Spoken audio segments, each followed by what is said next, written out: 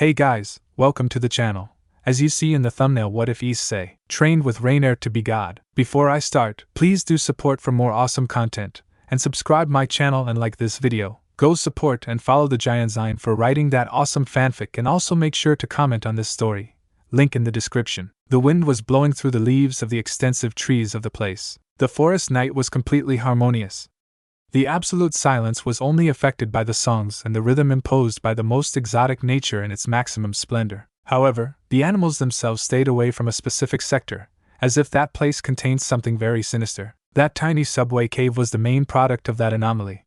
It was not even difficult to guess why the animals stayed away from there. You just had to pay a little attention to hear certain metallic sounds similar to saws that were heard in a very creepy way. Deep inside was the main reason for this sound. Various dwellings were spread everywhere, where the central and most important point was a huge white structure that seemed to be a large laboratory. The screeching sound stopped abruptly. A middle-aged, dark silver-haired man wiped the sweat from his forehead as he gave a small sigh. "Are you done yet, Jyanzein?" A woman with a dark complexion and dark brown hair who was sitting on one of the many gurneys looked at him with some boredom. "That's about to be seen, Kateria," Jyanzein replied as he set down on the table a rather strange metal contraption that was covered in blood and another incomprehensible substance. In front of him lay the rotting, barely distinguishable body of a woman in her 20s. In the center of her chest was a large hole where a dark blue-colored gem was connected with a large amount of wires and cables. "Let's see if it works this time. I'm tired of killing humans," the man stated with a slight sigh as he dragged his chair over to a machine, giving it different instructions that Kateria didn't understand in the slightest. "Do you really think these things of yours will help us?" Kateria showed her doubts at Jyanzein's plan. "There are many who don't quite agree with using sacred gears. Even I have my doubts. You guys are not able to perceive things just like me." Jyanzein interrupted her as he continued programming. "It is true that the creation of the sacred gears was one of the main advantages why we were defeated. At the time, their invention was a complete surprise and a counterforce we didn't count on. But now," Jyanzein couldn't help but show a smile as he made the finishing touches. "Now we will use their own weapon against them." Jyanzein's smile grew even wider as he pressed a final key, causing the machine to begin to glow as a large amount of very rare liquids began to be drawn into the corpse's body and jammed through the wires and cables. "Seeing this is kind of creepy, even for someone like us." Kateria couldn't help but squint her eyes in slight disgust as she watched the corpse begin to writhe as the gems slowly began to glow. "I'm getting the hell out of here. Tell me what the result was once you're done." Jyanzein waved his hand dismissively, indicating that he didn't care much for her presence either. In fact, he was completely focused on what was happening with his creation. His eyes reflected it perfectly. Kateria stopped for a short second when she passed the hooded man. The look she gave him made it more than clear that she didn't like the subject very much. "Master, here I bring you your errands." The hooded man gave a short bow as he tossed a large amount of gems and other gadgets onto the nearby table. "Good work, too. Now come with me and join me in this moment." The hooded man, now recognized as two, approached his master and watched silently as the corpse continued to convulse until it exploded in an abrupt manner. "Another failure?" the hooded man said emotionlessly as he wiped the blood from his shadowed face. "I wouldn't be so sure." His master's words made Tu watch carefully, and he quickly realized he was wrong. This time, the sacred gear didn't explode. The blue gem began to glow with a great intensity as it began to levitate.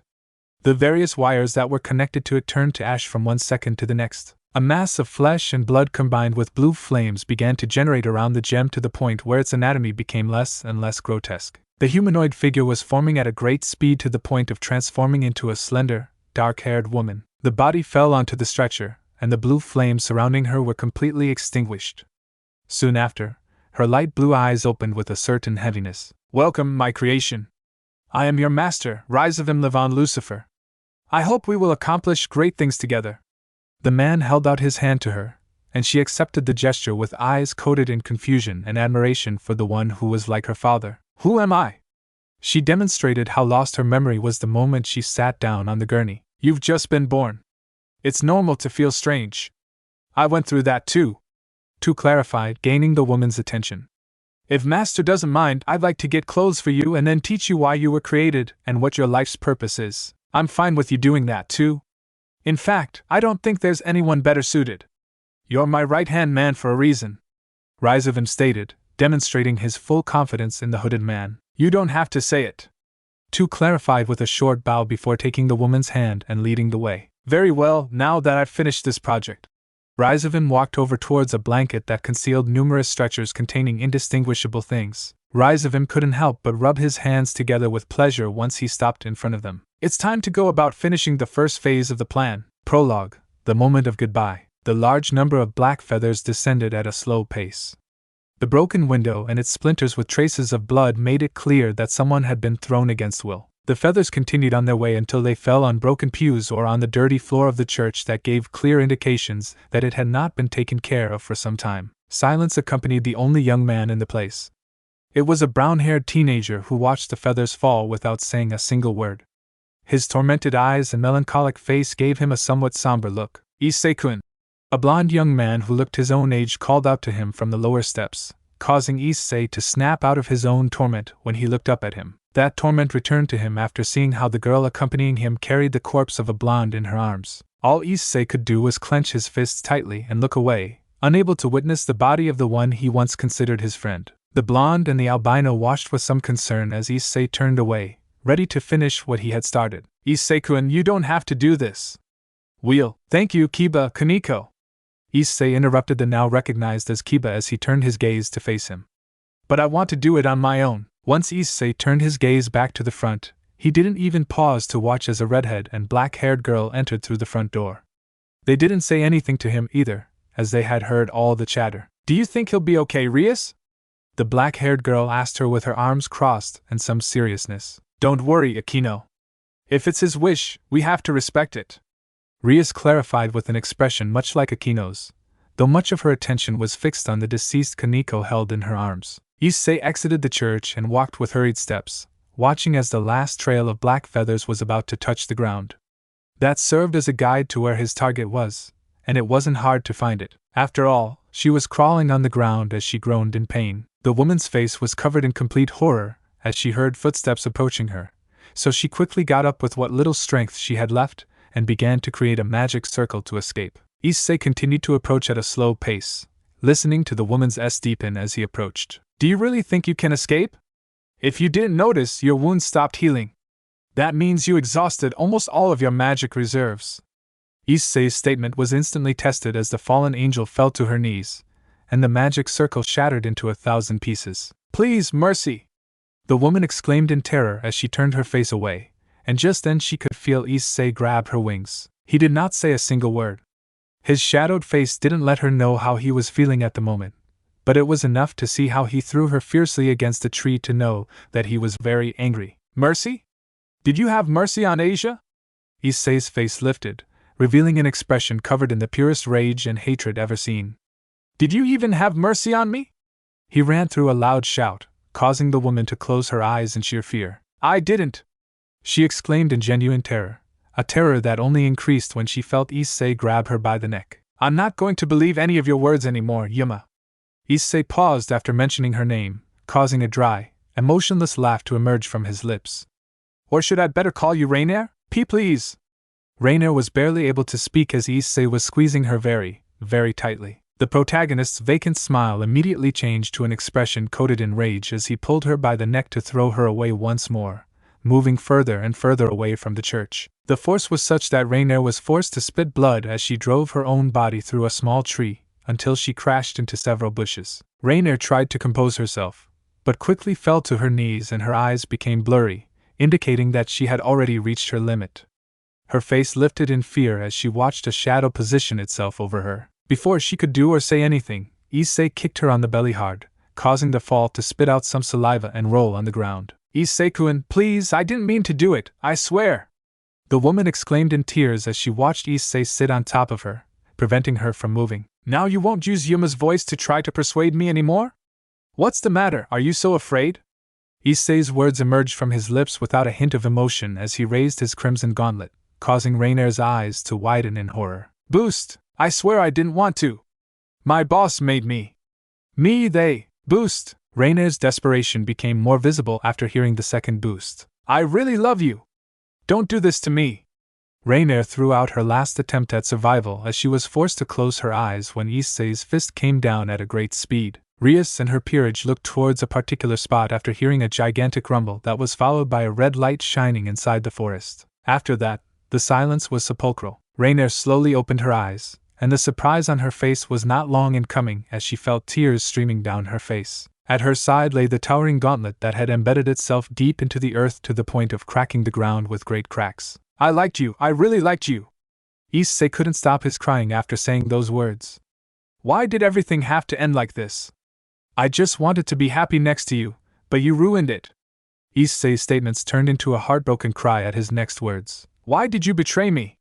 Why did you kill me? Raynare could only be silent, as he could find no way to respond to such an agonizing statement. That same agony could be seen in ISSEI's eyes, and above all, in each of the tears he shed. The protagonist closed his eyes tightly, and his teeth clenched with a helplessness and suffering as crushing as a steamroller. His hand went trembling to Raynare's hand to take a ring. And as if mocking my feelings wasn't enough, you killed one of my friends just for the whim of obtaining a sacred gear. ISSEI's tone sounded much calmer, though the grinding of his teeth indicated that he was holding back. Issei-kun, get out! ISSEI's statement filled her with surprise. The brown-haired man was quick to get up and dematerialize his sacred gears so Raynare could move again. She didn't say a word, only deigning to watch in utter stupefaction as ISSEI began to walk away at a slow pace. ISSEI, get out before I regret it. ISSEI paused to glare at her one last time, before finally turning his gaze back to the path that would lead him to the church. Raynare remained sitting on the ground, barely able to process all that happened. What she did know was that she failed. ISSEI took the sacred gear of Asia, so that only meant big trouble for her. ISSEI returned to the church crestfallen, his red eyes making it clear that he was crying. Did you take care of her? Rias asked, watching as ISSEI pressed the ring to his chest. She is gone, and she will never come back.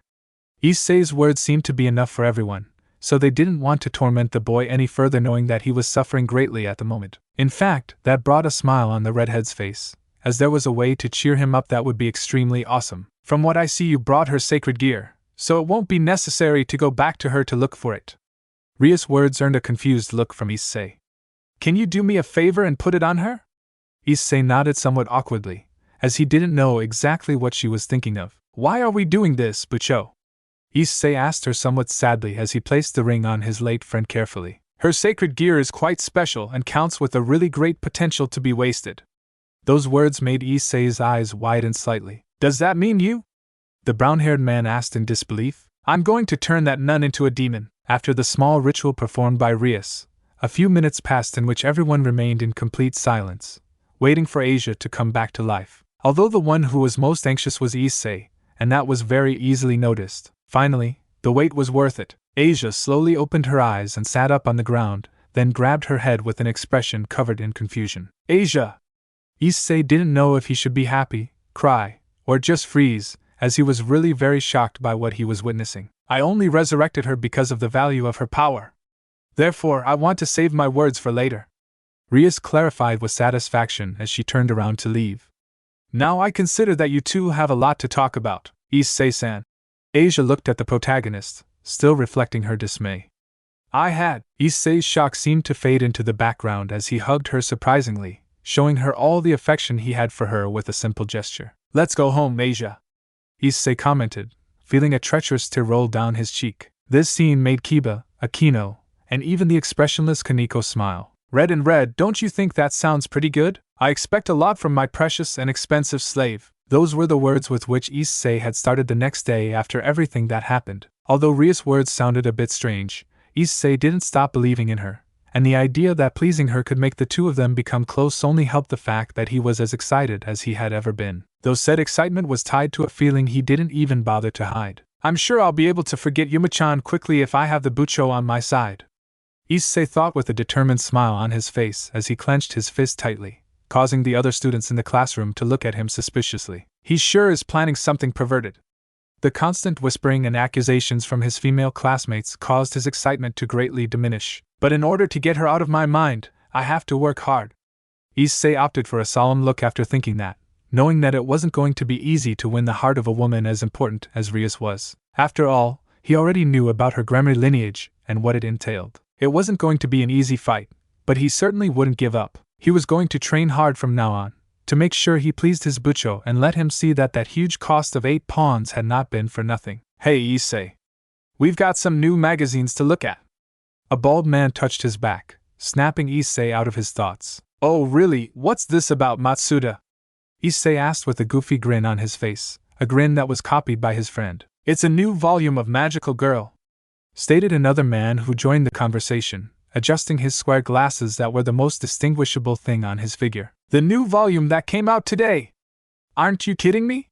Issei stood up from his seat, and the raised tone of voice caught everyone's attention. Of course it's not a joke. You know well that Motohama has connections and I have the money. Matsuda clarified with a proud smile, while striking a ridiculous pose. Magazines? It sure is one of those perverted volumes we saw last time. The whisper from one of their companions caused the three men to clear their throats, as they feigned seriousness. Then I guess I'll be joining you this afternoon, gentlemen. Issei commented with a slight nod to himself, something his two best friends mimicked. Issei-kun. The aforementioned didn't even have to turn his face to know who was calling him, as the yell and whisper of the female students was more than enough to know who it was. What do you want, Prince Charming? Issei couldn't help but show his envy in a somewhat unique way with that nickname, causing Kiba to hand him a nervous smile. The meeting is about to begin. That comment made Issei's disinterest vanish. You can keep the best one, but don't forget to introduce us to the other girls in your club when you have time. Matsuda whispered to him with light strokes, and Motohama showed he agreed with the bald man when he nodded a couple of times. They're great. I'm sure everyone will be good friends. Issei commented with a smile as he said goodbye to his best friends. The funny thing was that Matsuda and Motohama turned to stone after hearing those words, though the reason was very easy to find. Just friends? They both thought at the same time after taking the somewhat direct hint from Issei. Issei joined the walk along with Kiba. The fact that he was walking along with Prince Charming made a lot of girls stop to stare at him, or rather, just stare at his blonde companion. That brought envy back into Issei's body, but he quickly dismissed it after noticing something much more important. Why is he so serious? We don't share much time together, but this is the first time I've seen him like this. Issei thought with some uncertainty after noticing that Kiba hadn't smiled since they left the classroom, adding that he hadn't even struck up a conversation with him. When they finally arrived at the old building, Issei got a surprise he wouldn't forget in a long time. The moment he entered the main hall, the first thing he saw was how Rias was sitting next to a tall, blonde man with great looks.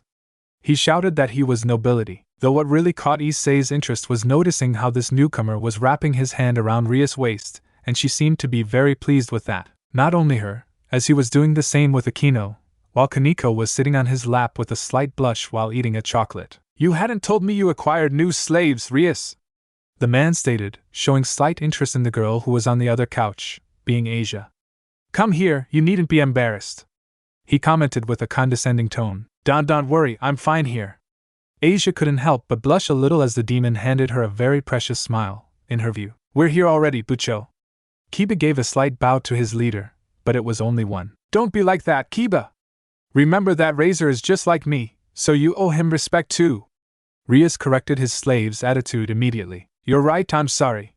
Kiba bowed some more, but Issei was the only one who could notice how the blonde gritted his teeth in clear annoyance. Come on, don't punish him so much either, Razer exclaimed with a slight chuckle as he waved his hand dismissively, indicating for Kiba to stop. Apparently, you've acquired more than one slave, my dear Rias. His gaze focused on Issei for a short second, though he quickly turned his gaze back to Asia, who couldn't help but blush again. He is the wielder of a Longinus, the boosted gear. I needed 8 pawns to resurrect him. Those words caught the attention of Razer, who couldn't help but stare at the boy with some astonishment. A Longinus? How curious, was all he said as he studied him with his eyes. My name is Hayata Issei. It's a pleasure. Issei gave a quick bow to the man, then gave one more to his mistress so she wouldn't get angry like she did with Kiba. It's a pleasure, Hayatu. My name is Razer, I guess that sounds familiar? That comment made Issei look at him with confusion. I'm sorry, but I've only been in the supernatural world for a very short time, so I still know very few things. Issei felt he had to excuse himself somehow, otherwise it might have been a bit of a problem. I see, Razer stated. His smile faded when he learned that Issei had no idea who he was. You should teach him better, my dear Rias. Every reincarnated demon should know about the Phoenix family, especially about his heir, clarified the man with much, perhaps even too much pride. Practically if you said it was arrogance no one could tell you otherwise. I'm sorry. He still has a lot to learn, but I promise I was going to tell him soon. Having you here today saves several explanations, Ria stated with a somewhat flashy smile in Issei's eyes as he watched his Bucho lean against Razer's shoulder and let Razer nuzzle his waist more vividly. I don't mean to be annoying, but what kind of relationship do you two have? That question caused Razer to widen his smile a little. It's good of you to ask, since it's not just her, it's also Kaneko and Akino. Razer left a slight pause of suspense after saying those words. We're engaged. Those two simple words completely ruined Issei's plans. Oh, I see. Congratulations. Still, Issei didn't show it. Rias and the others had the right to marry whomever they wanted, and he was no one to stand in the way of that. If they were happy, then there was no reason to bother. All he had to do was find another woman he felt comfortable with, and end up getting romantically involved with to forget about Yuma-chan and all those nightmares that still haunted his mind. It was a simple idea, but somehow, he felt that was going to get more and more complicated. Thanks a lot, brat. Razer thanked him in his own way, then focused his gaze back on Asia. So, may I know more about the life of such a pretty young lady? Those words made the blonde's face turn into a tomato because of the huge blush that exploded on her skin. Issei was also interested in knowing a little more about Asia's life, so he stopped to listen carefully. In the end, Razor Phoenix's visit was really enjoyable for everyone, even for Issei himself, who was somewhat fascinated by the different battles won by the high-class demon. They also took advantage of the moment to nourish the newly resurrected with information, talking about the 72 pillars and their great importance. Although what was most talked about was the Phoenix nobility, or more specifically, Razer himself. He seems to be a good man, don't you think so, Asia? Issei asked once the Phoenix left along with Rias, Akino and Kaneko to have a more private moment. Yes, he's very dashing and handsome, she said with complete sincerity, and the fact that the blush wouldn't leave her face made it clear that she had been very flattered and attracted to the Phoenix. Apparently, Mr. Phoenix is going to have to agendize a new girlfriend to his ranks. You'd better hurry, because it won't be long now until the wedding, Issei commented amusedly as he noticed the girl's blush, causing her to blush even more. Please, Issei-san, don't say such things, she yelled under her breath as she played with her fingers very pitifully. Issei simply chuckled at the woman's shy attitude, though this was put on the back burner as he could catch through the window as Kiba stood outside looking out into nothingness. Hey, I'll go talk to Kiba. See you later. Issei waved goodbye to Asia, earning a shy smile from her. Kiba watched the clouds pass by in complete silence as he stood with his arms crossed. His eyes reflected a great dilemma. Hey, Prince Charming! Kiba was startled when Issei slapped him hard on the back. It's you, Issei-san, the blonde commented with a nervous smile. Are you alright? Issei's so sudden and direct question made Kiba startled. What do you mean? The blonde inquired. Well, I've noticed that you're really weird today. I even suspect it's Mr. Phoenix's fault. Issei's curiosity turned into a smirk. Did you just fall in love with one of them and the higher-level Prince Charming stole her from you? Issei tried to tease a little, but was disappointed when all Kiba did was sigh. I wish it was something like that. In those moments, the urge to bother him vanished like the wind. You're scaring me, Issei commented with slight seriousness as he noticed that the problem seemed to be something really serious, and not a simple joke. I don't know if I should tell you. Kiba was in great doubt as he met Issei's gaze. Issei-kun, if you had to defend Rias, would you do it? That question surprised Issei, though he didn't hesitate to answer. Of course I would. I owe my life to the Bucho, he exclaimed with complete conviction. I don't mean defending her as a slave, but also as a friend. The seriousness Kiba expressed in every word implied that this was no time for jokes, so Issei couldn't help but get very serious. Kiba, you know I would do it. Not only for her, for you too, for everyone. You are my comrades and I owe you a lot for the trouble I caused in the church. If I could do it, I would fight to the death for you guys. Issei replied without the slightest bit of hesitation, causing Kiba to be a little surprised. Issei-san. The blonde's surprise changed to a smile. We're definitely very lucky to have a man like you in our company. I hope the Bucho knows how to properly appreciate it. Hey, don't say that. Issei couldn't help but rub his hair sheepishly at such praise. Back to the main topic. Are you going to tell me what's going on? Issei insisted once more, and the atmosphere became tense again. Kiba looked this way and another, making sure there was no one who could hear them. Finally, the blonde leaned close to the brown's ear to whisper to him. Razer is not who he appears to be. Those words confused Issei greatly, who showed it instantly with his furrowed brows. What the hell does that mean? Kiba placed a hand on his shoulder, squeezing it a little tightly. Be ready for later. I'll call you when the time comes. Kiba pulled away, arousing a bit of annoyance in ISSEI. And you can't tell me now? He questioned him with narrowed eyes. The blonde paused, only to give him the most serious look that could possibly exist on him. I'm not telling you now because you might not believe me, but I'm sure if he tells you then you won't have any doubts. End of prologue. Or not. I like to make scenes once I finish the chapter, so it's a test of attention for all those who don't read the bold letters, which are also very important. I hope you enjoyed it. I'll be uploading the continuation soon, so stay tuned. If you have any doubt, comment, or just want to give me some nice words, don't hesitate to do a review, since I always answer absolutely all of them in the next chapter, unless there are many. In that case I'll only answer the most interesting ones. But know that I read them all. Remember that this is a translation, and I'm far from being good at it. If you have enough time and interest to help me translate the chapters, then don't hesitate to contact me.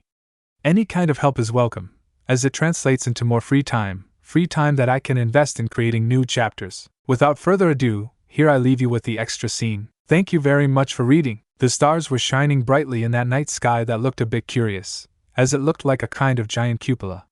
That theory was reinforced a little when in the distance a huge elevator of industrial size could be seen starting from the sky and ending on a road that led to some houses. From that point on, the dwellings and various stores stretched across much of that weird place, and all the structures seemed to be looking at one particular building. That building was a large white tower that lay atop a seemingly endless cliff. The night was really quiet and cozy, so it was strange to watch as a figure moved through the lower floors of the tower at great speed, until it finally reached the vault. A vault with very little security, as it only consisted of a wooden door that did not even have a lock. The figure opened the door as silently as possible, causing the first lights of the spacious place to come on, revealing that this mysterious figure was a still wounded Raynare. The Fall entered with absolute silence, carefully observing all the sacred gears that were on numerous shelves that seemed to have no end. All the same, all her interest rested on one particular spot. Raynare approached the desk where a completely red sword lay.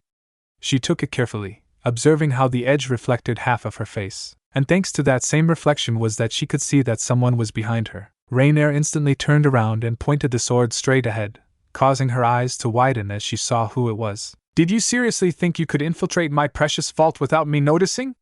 The man asked with a smirk, though his relaxed look seemed to reflect otherwise. Raynare clung even tighter to the sword and her body began to tremble against her will. Azazel, I don't know what you're talking about, Raynare replied seriously, watching as Azazel was leaning against the door while looking at her with a half-smile. Don't you know? You've been acting very suspiciously all along, especially these last few years, replied the cadre calmly. And in case you don't know, the demons and priests already informed us that you were involved in a lot of illegal acts, and without authorization from your superiors. I'm not guilty. It's something that had to happen, the Fallen exclaimed as she pointed the sword at Azazel, who did not look at all threatened. Aren't you guilty of Hayate Issei's death? Aren't you guilty of Asia Argento's death? Aren't you guilty of corrupting one of the angel's sacred institutions? Azazel's gaze became a bit serious as he took a step forward. And what about all the information where you were a suspect? Didn't you kill all those people either? Raynare couldn't help but take a step back as the man approached. Even if she tried not to show it, it was obvious that she had a great deal of respect for Azazel. One could even say it was more fear than respect at this point. Still, she couldn't help but laugh at the complicated situation. Listen, you don't have the right to declare anything to me. It was a very nice talk, but now I need to leave. Raynare took a step forward to head for the exit, but Azazel blocked her path. I see you don't understand the position you are in, clarified the cadre, who now wore a more shadowy look than usual, though his relaxed expression was still on his face. You broke into my vault, you want to steal one of my sacred gears, and as if that wasn't enough, we were handed reliable information about your actions. Azazel watched her closely, causing a menacing aura to begin to emanate from his body. You think you can get away with your actions? Beginning of Arc Chapter 1, Know Yourself. This whole place is creepy, commented Raynare, who was following close behind Azazel, heading to a place she was obviously unfamiliar with. Do you want to see my desk so you know the meaning of true terror? The cadre sneered as they made their way down the long corridor of the tower. Their walk was interrupted when they passed one of the many windows, something that caught Raynare's attention greatly. Azazel positioned next to her, watching as the night sky began to transform at a great speed. The stars lit up brightly and the night transformed into a beautiful day covered in light that spread throughout the entire city. I guess you never stayed long in Grigori, It's quite beautiful, isn't it? Commented Azazel, observing the very abrupt and special sunrise with some glee. How is it that you guys were able to create a city like this in a subway place? Raynare asked with some astonishment, being that she never stopped to observe the beauty of Grigori until now. This is thanks to one simple word, magic, Azazel declared, resuming his walk once more. Raynare watched him, only to look at the sunrise once more before following him. What do you say we take a shorter way? Azazel stepped onto an elevator along with Raynare, who had no choice but to follow him. A shorter way to my death? I guess that's not bad, Raynare replied with clear sass, earning a chuckle from Azazel. Death sentences are carried elsewhere, clarified the man graciously, a grace Raynare obviously did not share. So where are we going then? Her impatience was not long in coming, as was the change in her language. Don't be impatient, we're just going somewhere we can talk more calmly, the cadre replied. I don't like to talk, Raynare answered him instantly with clear disdain. Well, from this moment on you're going to like it, Azazel clarified as the elevator opened its doors. Raynare's surprise was not long in coming when she saw that the room consisted of a small place at the top of the tower. The curious thing about it was that the room consisted of a grating that was right in front of the elevator.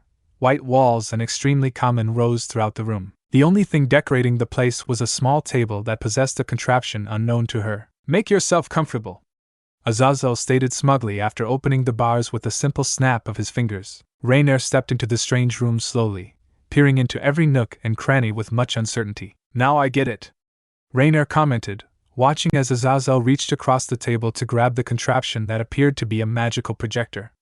We're not in the slaughterhouse, this is an interrogation. I'd prefer to say we're simply going to talk amicably, but I suppose you can look at it that way too.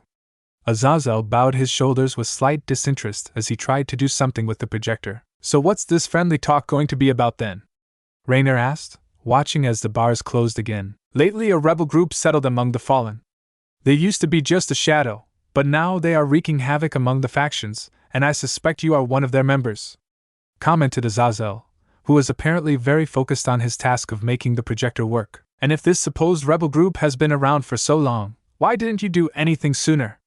You guys are supposed to be the ultimate force and you're supposed to maintain order above all things, Raynare clarified with clear intentions of mocking the man, because they are an extremely sneaky group. Most of their plans always work, and when it doesn't, everyone involved ends up dying or disappearing without a trace.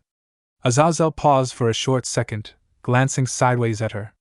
Or at least it was like that until today, since you find yourself alive, a strange thing, due to the fact that in the report delivered by the demons you were declared dead. Raynare watched silently as Azazel continued to work on the projector, so he was barely paying attention to it. Aren't you interested in telling me how you survived? Raynare clenched the sword tightly. It's definitely complicated to figure this thing out when you always end up delegating all your work. Azazel thought aloud with clear boredom in his tone. Raynare moved dangerously close to the man to then slash him with her sword. Azazel's lowered guard was actually a lie, and that was proven instantly as the man turned around at a speed she could barely keep up with, catching the sword with one of his hands without any trouble at all. By the way, this is mine. Azazel took the sword from her with simple brute force. The cadre laid the sword on the table and motioned with his hand, signaling her to sit down. Knowing she could do nothing, Raynare had no choice but to comply with his orders. It's time to begin our friendly chat, Azazel commented, who sat in the other chair as he put the finishing touches on the projector. What is it you want from me? Raynare looked up at the large magical circle that materialized once the projector was turned on. I told you before, was Azazel's simple reply. I don't belong to any terrorist association. Raynare answered him just as simply, earning a smile from the man. Then why did you come to steal one of my sacred gears? If you asked me, I'd say it was a desperate move by someone who knows great risk of death for having failed a mission and may henceforth be pursued by both us and the leader of that organization of yours. Azazel leaned back in his chair, his eyes glittered with suspicion. Between the other cadres, your leader and me. Azazel leaned back even further, causing a mysterious smile to emerge on his face. Believe me, you were lucky to run into me first, otherwise you would have died by now. You don't know me, was Raynare's curt reply, causing the cadre's smile to widen even more. You think so? One of the things that fascinates me most aside from sacred gears is being able to hunt down terrorist groups that threaten the stability of Grigori. After all, without good diplomatic relations, then the collection of my prized sacred gears could suffer a major setback. So you want to hunt me down? Raynare asked with a raised eyebrow. I have no interest in you, I just want to catch the circus owner. The clowns will fall likewise when they no longer have the support of their leader. Cadre commented calmly. So you're good at making metaphors too? Raynare folded her arms, watching as the man chuckled under his breath after her words. I'm also good at asking questions. Answer them honestly, and maybe I can give you what you're looking for. Raynare showed some distrust at the words, but still couldn't help but feel curious. And what exactly am I looking for? She asked him with a slight tilt of her head. That's a good question as a start. Azazel stated with a slight nod. What is it you're looking for? Why are you doing this? Raynare looked up for a short second, thinking over her answer, though it took her almost no time at all to answer him. I just want to finish what I started. And what is that exactly? Freeing the world. Raynare answered without any hesitation. So you want to become a liberator, a revolutionary? Azazel asked her with interest. It's not that I want to become one, I was born to be one. Raynare's conviction only increased further after the answer. And give that you want to free the world? That question made Raynare sigh. I don't think you can understand. Are you sure about that? The cadre's question made Raynare go quiet for a few seconds. I want to rid them of people like you. The world doesn't need you to keep polluting human society. They don't need priests, they don't need beliefs, much less need those sacred gears for you to use them as weapons. Raynare showed no hesitation in any of her words, receiving a nod from Azazel. Very well, you want to free the humans from the supernatural beings. Azazel rested his hand on his chin and looked at her with a slight smile. And what does that have to do with killing more humans? Was it because they had sacred gears? Well, it's true that a human tainted with those contraptions is doomed to be a tool of the supernatural beings according to your point of view. Anyway, how does it feel to kill the people you supposedly seek to protect? It feels great. Raynare replied without a hint of hesitation, causing Azazel to look at her with mild interest. Enjoying killing indiscriminately? Even if Raynare didn't know it, that was the key question of the interrogation. Please! Do you seriously believe that a conservative mind would be able to bring freedom in this world full of madmen? Raynare's answer was obvious, as was her conviction and certainty in her every word. But Azazel this time did not believe her. We said you must answer all questions honestly. Azazel's answer rather surprised her, and it showed when her eyes widened. And what was I supposed to have been doing until now? The Fallen questioned with a frown. Don't get me wrong. You probably think all that too.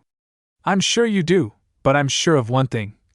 Azazel's eyes narrowed after saying his next words. I don't understand how a person who seeks to help others, who would even give up her own life for that cause, could be able to enjoy killing innocent people. Raynare just looked at him without saying any words. All she did was slowly lean her body forward to emphasize her next words. For me, the idea of not killing all it creates is shame and uncertainty. Being soft makes you weak. You can't be a leader if you are weak. Those words caused Azazel to laugh, something Raynare did not find at all humorous. Of all the clowns the circus owner controls, you're probably the best. Your words make you look like someone so determined to do whatever it takes. I am determined to do whatever it takes. Raynare interrupted him, showing some discomfort in her tone at the cadre's words. Then I suppose I must believe you. The woman nodded without hesitation, causing Azazel's smile to widen. Very well, then let's look at what Raynare's life was like. The projector lit up after mentioning the woman's name, decoding files, simulating Raynare's story according to the information collected. The fallen angel looked very surprised at the messages that appeared on the magic circle that functioned as a screen. If you like killing people so much, then we should start from there. Azazel stated as the projector began to work harder. The magic circle began to decode an image to the point where a large church was presented. Raynare seemed to recognize the sight, so she couldn't help but be impressed. How is what? It's a simulation. It's not a real recording. This is tied to the data you provided us with, false or true. Azazel interrupted her, knowing the question she would ask. But now we already know that all these acts are true, don't you? Raynare just looked at him without saying a word. Well, let's move on to the main point. Azazel cut off the awkward moment as he placed his legs on the table. Greece, 1898. The Orthodox Cathedral of OIA. The priests were holding a great appeal for all those who possess sacred gears in order for them to learn how to use them and join God, but you came along. Azazel didn't need to say any more as the image changed to the interior of the cathedral, revealing dozens and dozens of corpses. The scene was so sudden that Raynare couldn't help but look away. Funny how someone who is born to be a hopeless bloodthirsty can't help but turn her face away after seeing a few dead. Azazel sneered at her, managing to get Raynare to hand him a bad glare. Where are you going with this? Azazel held up his finger, sketching a rather peculiar smile. We're just starting out. Cadre clarified, then fiddled with the player again. The attack on Canterbury, England in 1903 that was carried out by a group of fallen angels and renegade priests that wiped out over 26 demons by surprise attack. In addition, they took over 183 innocent lives simply for the sake of accomplishing their goal. A large number of projectiles assaulted the screen, and Raynare couldn't help but clench her hands tightly as she watched a large number of human dwellings being destroyed by the unconscionable attacks. Are you sure you feel smarter for instilling fear? For committing so many murders? No matter what you say. Raynare interrupted him fiercely. I know who I am. A lost child? A revolutionary. Yeah, you probably are in your dreams. But you're definitely good at running away once you do these things, since no one could assert your guilt until this moment. Azazel replied as he stopped the projector. What do you say we go back in time to when you become in this? Raynare's anger took a back seat and she couldn't help but look at him with a lot of confusion. What do you mean? I mean this. Azazel turned the player back on, gaining Raynare's full attention. Japan, 1863. I assume you remember that date. Raynare stood up practically the second after hearing those words. Turn that off. Raynare said instantly, earning a curious look from Azazel. Why do you want me to turn it off?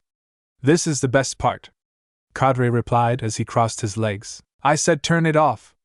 Raynare shouted angrily and lunged at him. But before she could do anything else, Azazel raised one of his fingers to create a barrier that slammed hard into the fall. The next thing he did was create another barrier to push her back into her seat, causing her to go completely silent. Listen to me, you'll start taking things seriously. Azazel's seriousness indicated that he was already losing his patience, which meant nothing good, and Raynare knew that all too well. What do you want from me?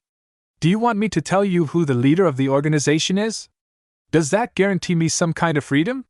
Raynare was strangely more receptive, something Azazel did not overlook. It was obvious that this sudden change of attitude was due to what happened on that date. Yes, I want to know who the leader of the organization is. But before that, I just want you to be honest with yourself. I don't want to keep listening to those stupid narcissistic ideas that are a lie that yourself believe. Azazel replied, then paused a little dramatically. Come to think of it, how long have you been lying to yourself? I wonder how she would feel if she saw you now. Azazel made the projector run, causing Raynare's entire body to tense up. The screen fully decoded the image, showing an adult woman much like Raynare carrying a little girl in her arms as they played. That happy moment was abruptly interrupted when the doors of their hut began to be slammed loudly. Get out of there! We're on to you, you damned witch! Raynare could feel her skin bristle after hearing the mob of peasants. The woman and girl's happy expression changed completely after hearing the angry calls that were muffled by the loud banging that was about to break down the door. Raynare couldn't help but stand up again, but this time Azazel didn't hold her back as she was too focused on the screen. Why do I have to watch this?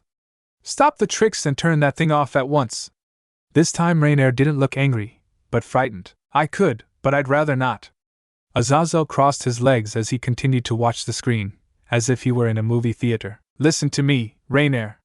No matter what happens, no matter what you hear, don't walk out of here. Raynare's fears seemed to be overcome by her anxiety as she took several steps forward, watching the screen with an expression coated in melancholy. Mom will love you forever, my child. Never doubt that.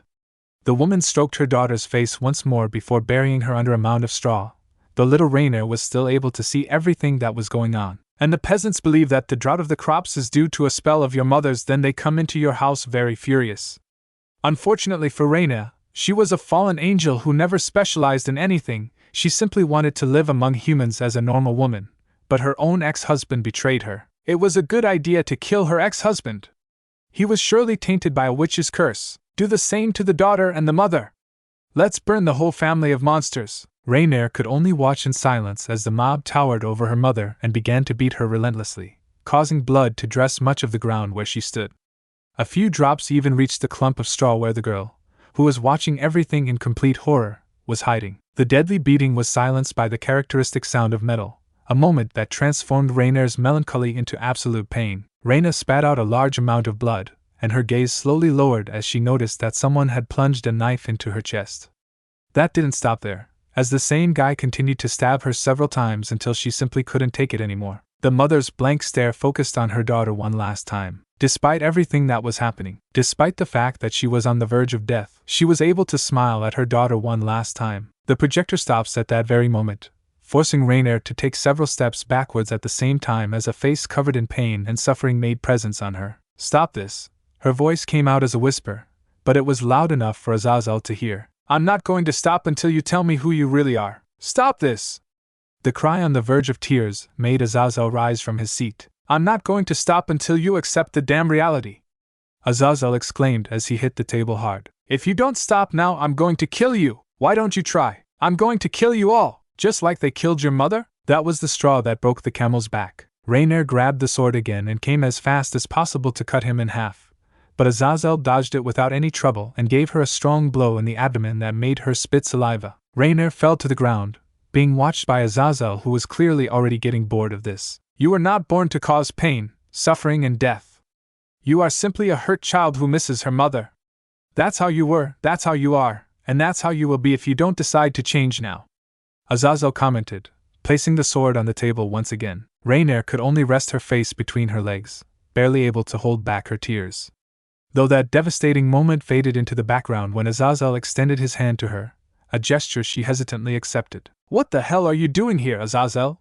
I've been looking all over for you." A man with straight white hair, purple eyes, wearing a violet beret and a doctor's gown appeared on the sight, catching both of their attention. "I was working, Shemhazai," Kadre commented as he folded his arms, earning a rather peculiar look from his friend. "I mean it!" Azazel immediately raised his hands in defense as he noticed that Shemhazai didn't seem to believe a word he was saying. "Whatever. We have something much more important now. There was another attack on a church. We need your help to solve some riddles." Azazel couldn't help but look at him with great boredom. "You really need my help?" The cadre was reluctant to do any more work, earning a big sigh from Shemhazai. Shit, fine, I'll go," Azazel exclaimed with clear annoyance as he made his way to leave the place. But just before the elevator closed, Azazel had a few last words for Raynare. "Take this time to think of a correct answer," he commented, only to have the grates close immediately. Raynare stood there without saying or doing anything after seeing that she was completely alone. All she did was focus her gaze on the sword. The fall did not think twice and grabbed the sword. The weapon hit hard against the walls and the bars. The desperation to escape from the place was more than evident, but the place did not receive any scratches. "Shit!" Raynare shouted in fury as she fell backwards to the ground and the sword bounced to her side. "I can't use magic, the walls are extremely tough," thought the fallen aloud as she pulled herself together. "What is this place?" Her moment of reflection was interrupted when her gaze stopped on the large magical circle that functioned as a screen. The image of her mother was still there, so the fallen couldn't help but feel a little bad. That feeling faded into the background as she slowly approached the image. "I'm sure you can do anything you set your mind to." Rayna's distant words began to pound in her mind as she approached the screen. "You don't need to save people for me to be proud of you. You're already my hero." A smile emerged against her will as she placed a hand on the screen. Her tears were not long in coming as she sobbed, staring at the image of her mother. "My daughter, this is your home. This is your family. They may be wrong someday, but don't stop believing in people. If this ceases to be your home, then find another place to build a family. And no matter how far away we may be, I will always be in your heart to comfort you." Raynare's tears intensified as did her sobs, unable to take her eyes off the screen. Meanwhile, in another place far away, "What is a renegade demon?" Asia asked with mild interest. The young woman was sitting on the couch as she took notes. ISSEI was next to her and was sitting the same way. On the other couch sat the rest of the nobility of Rias as they listened as their mistress instructed the two newly reincarnated. "Renegade demons are all those who defied their master's orders. They become monsters because of the curse pieces due to the fact that they broke the pact with their master or mistress." ISSEI wanted to show that he was a little ahead on that topic, but it didn't come out so well. "You forgot an important point." Rias' words made them both look at her. "Renegade demons transform into monsters not by disobeying their master, but by killing him. Though, of course, both actions can fall under the same formula, and both are considered the worst crime a slave can perform," Rias explained, receiving a quick nod from ISSEI. "So, that means a renegade demon doesn't necessarily transform into a monster. That's a good tip," ISSEI concluded in his thoughts, performing a slight nod to himself as he began to scribble down the newly acquired information. "Bucho, sorry to interrupt, but I need ISSEI-kun for something important." Kiba stood up from his seat, drawing everyone's interest. Can you explain to me what this is about? The redhead consulted with much curiosity. Issei-kun wants me to train him to know how to counter enemies with swords. That answer made Issei look at him with much confusion. Did I say that? Hey, I mean.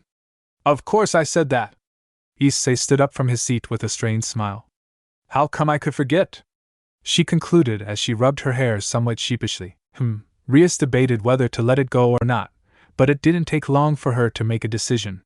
Very well, it is true that my precious slave must become more powerful. I'll let you do that, but Asia will give you the lesson notes you skipped. I have no problem with that. Issei nodded instantly, then took his leave along with Kiba. Once they were both a bit away from the old building, Issei couldn't help but give him a smile covered in complicity. That was a very good excuse, not a problem. Besides, I'm really going to have to help you out for what's coming. The blonde's response impressed Issei greatly. So what's next?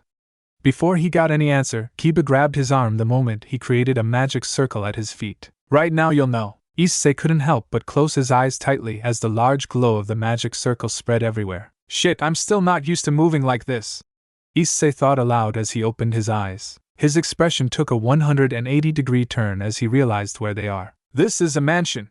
Shouted the young man energetically as he saw the ostentatious place that were covered with red carpets and decorations. That wasn't the only thing there, as there were a lot of flags to be found in the place, and almost all of them had the Gremory insignia on them. That was more than enough to know where they are. Welcome to Gremory Manor.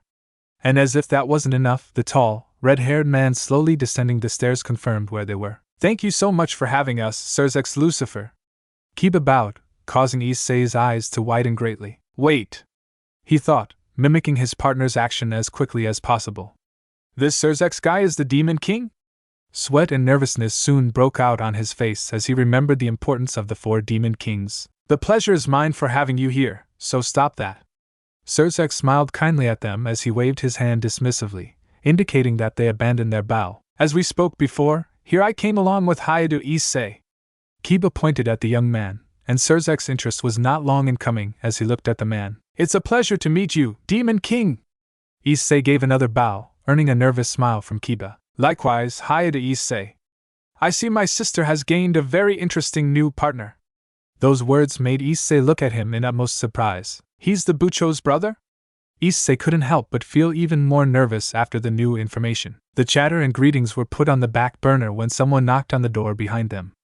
Just then Issei noticed a large number of maids in the place. One of them opened the door, revealing a girl slightly younger than Issei who possessed blonde hair parted in 2 pigtails and pretty light blue eyes. Now that Miss Ravel has arrived, I'm sure we can get this meeting started. Sirs Ex commented. Ravel? I'm sure Mr. Phoenix had mentioned that he had his sister in his nobility, and she had the same name.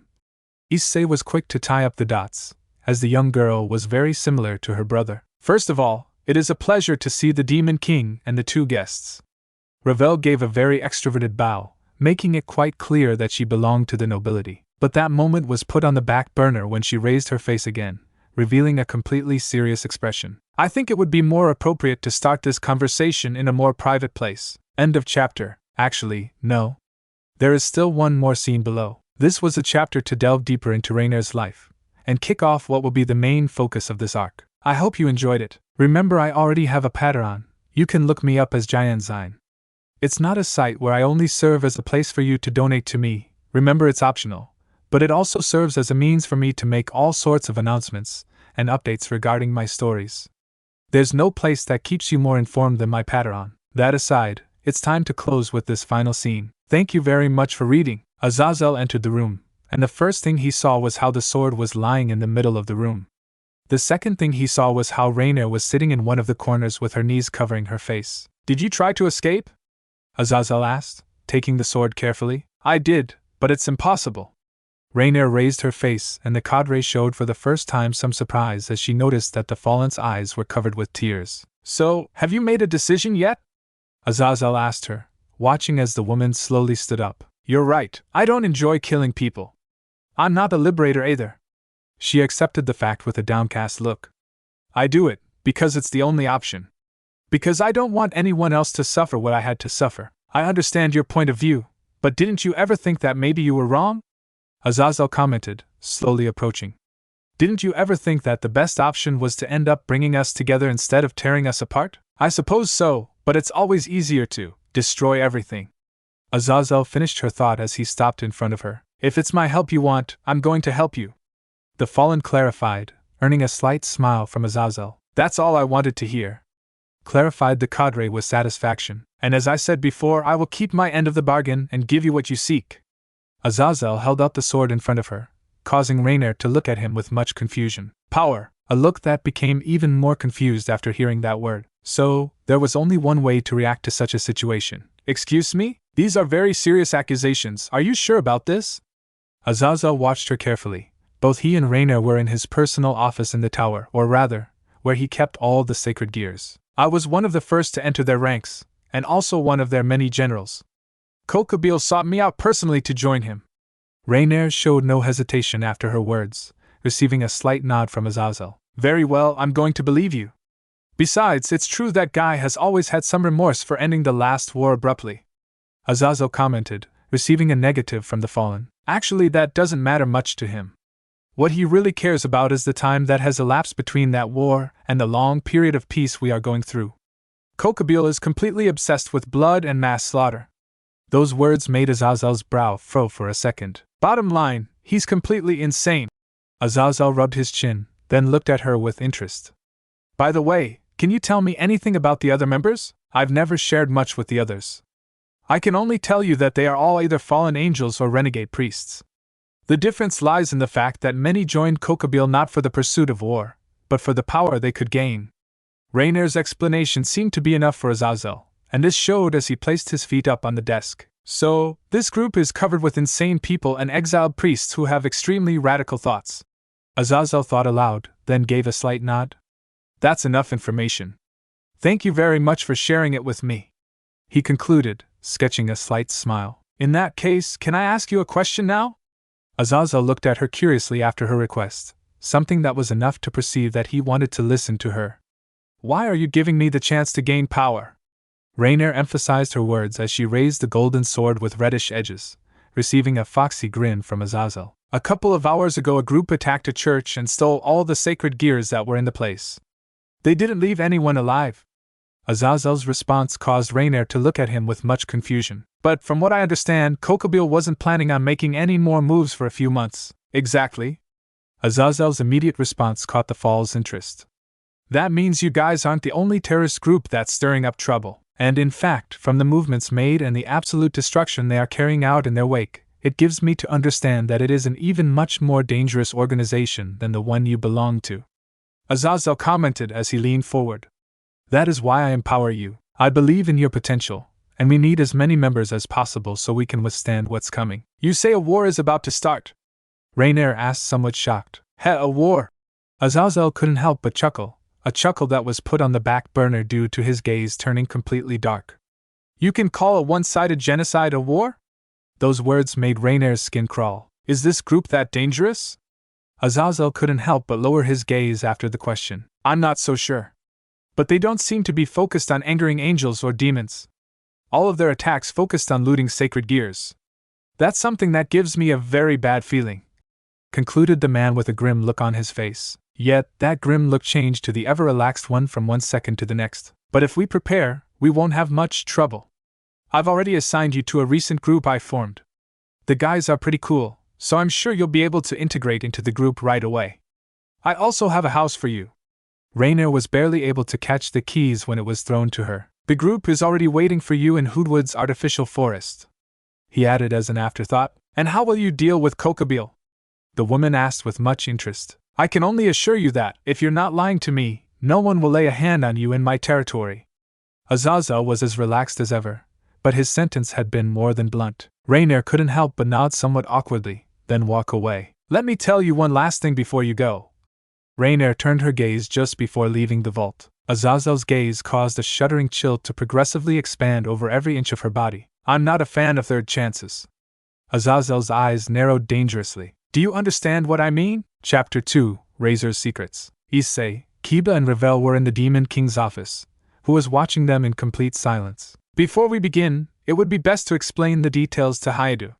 Sir Zex broke the silence, receiving a quick nod from Miss Phoenix. As you may already know, my brother is the eldest and is the one who stands as the successor of the Phoenix clan. This title, the great lineage and the power that comes with being of the Phoenix family was poisoning his judgment since he was a child. ISSEI had the intentions of interrupting to refute, but the fact that Kiba had taken his arm caused him to remain silent. From what I understand, you had an encounter with him. He most likely seemed like a reasonable person to you, but he's far from that. Ravel couldn't help but lower her gaze with slight sadness after remembering her brother. My parents never intended to fill him with narcissistic ideas, but the upbringing wasn't the best, and the fact that he had great power inherited from birth didn't help either, so that he wouldn't become hopelessly arrogant. My parents tried to correct his attitude, and in fact, it seemed to have worked, but the truth is that it did not. My brother ended up becoming much worse than hopelessly arrogant. Ravel's hands clenched tightly after remembering a certain moment in particular. You can take a short break if you want. I still remember that you had a hard time telling me about it. Surzex commented empathetically as he placed a hand on her shoulder, receiving a quick negative from Ravel. Thanks for your concern, but I came much more prepared this time, replied the youngest Phoenix daughter with a slight smile. Seeing that my brother had become a man worthy of the clan, my parents were pleased and granted him the privilege of becoming king of his own peerage at the age of 12. Even I was proud of him, so I decided to be his first inquisition. But then, Ravel's voice faded noticeably, and her eyes stopped sparkling, something ISSEI noticed instantly. Ravel clutched her dress tightly, remembering that fateful day. A little over 3 years had passed since that moment. My brother had managed to complete his peerage. Until that moment I had no idea who Razer Phoenix really was. My brother was no longer hopelessly arrogant, but neither was he that thoughtful brother and role model I saw in him. Ravel's tears threatened to roll down her cheeks at what she was about to say. I wanted to surprise him after he completed his first battle in the raiding games. That's why I sneaked into his bedroom and hid in his closet. At first I was very confused to see her enter the room with her slaves and put a magic lock, so I decided to stay silent. At that moment, Ravel's tears began to fall without end. I discovered that he had become a monster. He doesn't care about anyone but himself. Everyone else was just a trophy or something he could entertain himself with. I only needed to watch him for about 5 minutes as he raped and abused his slave girls to the point of leaving them on the verge of death to prove it. Ravel's voice was instantly lost, and her constant sobs made it quite clear that she could not continue speaking. I can't believe it. The shock in ISSEI soon fell on his shoulders like a bath of cold water as he lowered his gaze. That's why we need your help, Hayadu. Kiba has been trying so hard during this time, but Miss Ravel barely found enough courage to tell us the truth a few months ago, so we don't have enough time to prepare properly, clarified the Demon King earnestly. But if the security is on our side, if ISSEI-kun is with us, then the chance of victory increases notoriously. Kiba rested a hand on his friend's shoulder, causing ISSEI to look at him in clear dismay, as he still couldn't digest the information completely. This really is. ISSEI placed his hands on his head. If that guy manages to marry Bucho and the others, they will most likely suffer a fate equal to or even worse than their peerage. ISSEI focused his gaze on Ravel suddenly. Can't you make a trial or something? There's no better clue than the scars of your companions, ISSEI exclaimed with some hope, causing Ravel to look away. Do you think my brother didn't think of that option before? He forces them to take Phoenix tears so that there is no trace of their actions, Ravel commented under her breath. But you're their daughter too. They have to listen to you, ISSEI exclaimed with his nerves on edge. I can't do that. There's no clue, and even if my parents listened to me, everyone would just see this as a desperate attempt to take first place in the line of succession. Ravel shouted back, then trembled with great fear. Besides, I don't know what my brother could do to me if he finds out I'm plotting against him. Those words made ISSEI shift his pleading attempts to someone else. And what about you? Didn't you think of something other than combat? I'm sure you can do better with all the power that rests on your shoulders. Surzex just looked at him seriously after his clear insinuation of treating him as useless. ISSEI-kun, relax. Kiba noticed this too, so he tried to calm him down. The only legal way to snatch Rias and the other pledges is through a battle just before the votes close. I'm sure Razer will agree to fight both of them at the same time because of his overconfidence and arrogance, but there must be another way. ISSEI interrupted him, causing Surzex to close his eyes. There isn't. You're his brother, and I'm also the Demon King. Surzex opened his eyes, forcing ISSEI to shut up after noticing the dangerous gleam in them. I love my sister, I love my family. But I also love all demons, I love my people. And as Demon King, I cannot impose family whim over my work. Surzek's solemn look changed to a sad one. I could intervene directly, but that would only make for great friction between various major clans when they sentence my act as tyrannical. I've already lived through a time where many clans were against the Demon King, and believe me, it's not pleasant at all. Is it that big of a deal? A possible war just because of a marriage? ISSEI couldn't help but lean back on his seat with a defeated expression. The situation is much more complicated than it seems. Illegally splitting the union of two such important clans is not the only problem. What is really problematic lies in the fact that pure demons who can bear children nowadays is really scarce. Denying that privilege to the heir of a clan for a simple whim is really serious. We're talking about demons running the risk of becoming extinct, and if the Demon King doesn't follow the rules for survival, then who will? Those last words completely sentenced the debate, and ISSEI had no choice but to accept reality. An awkward and cutting silence covered the Demon King's office for several seconds, until ISSEI decided to take the word. How much time do I have to prepare? Surzek and Kiba smiled after hearing his final verdict. We have a month, replied the Demon King. Meanwhile, back in Grigori. So she's only alive because Haida ISSEI didn't want to kill her, Azazel thought as he rubbed his chin with great interest. On top of that, the brat is counting on the boosted gear. This is really fascinating. A rare smile emerged from the face of the leader of the Fallen as he materialized a small magic circle over his ear. I need to find a way to be able to talk to him. ISSEI sneezed loudly, causing his two friends to look at him with great confusion. Hey! Be careful not to stain the leaves! It was really expensive!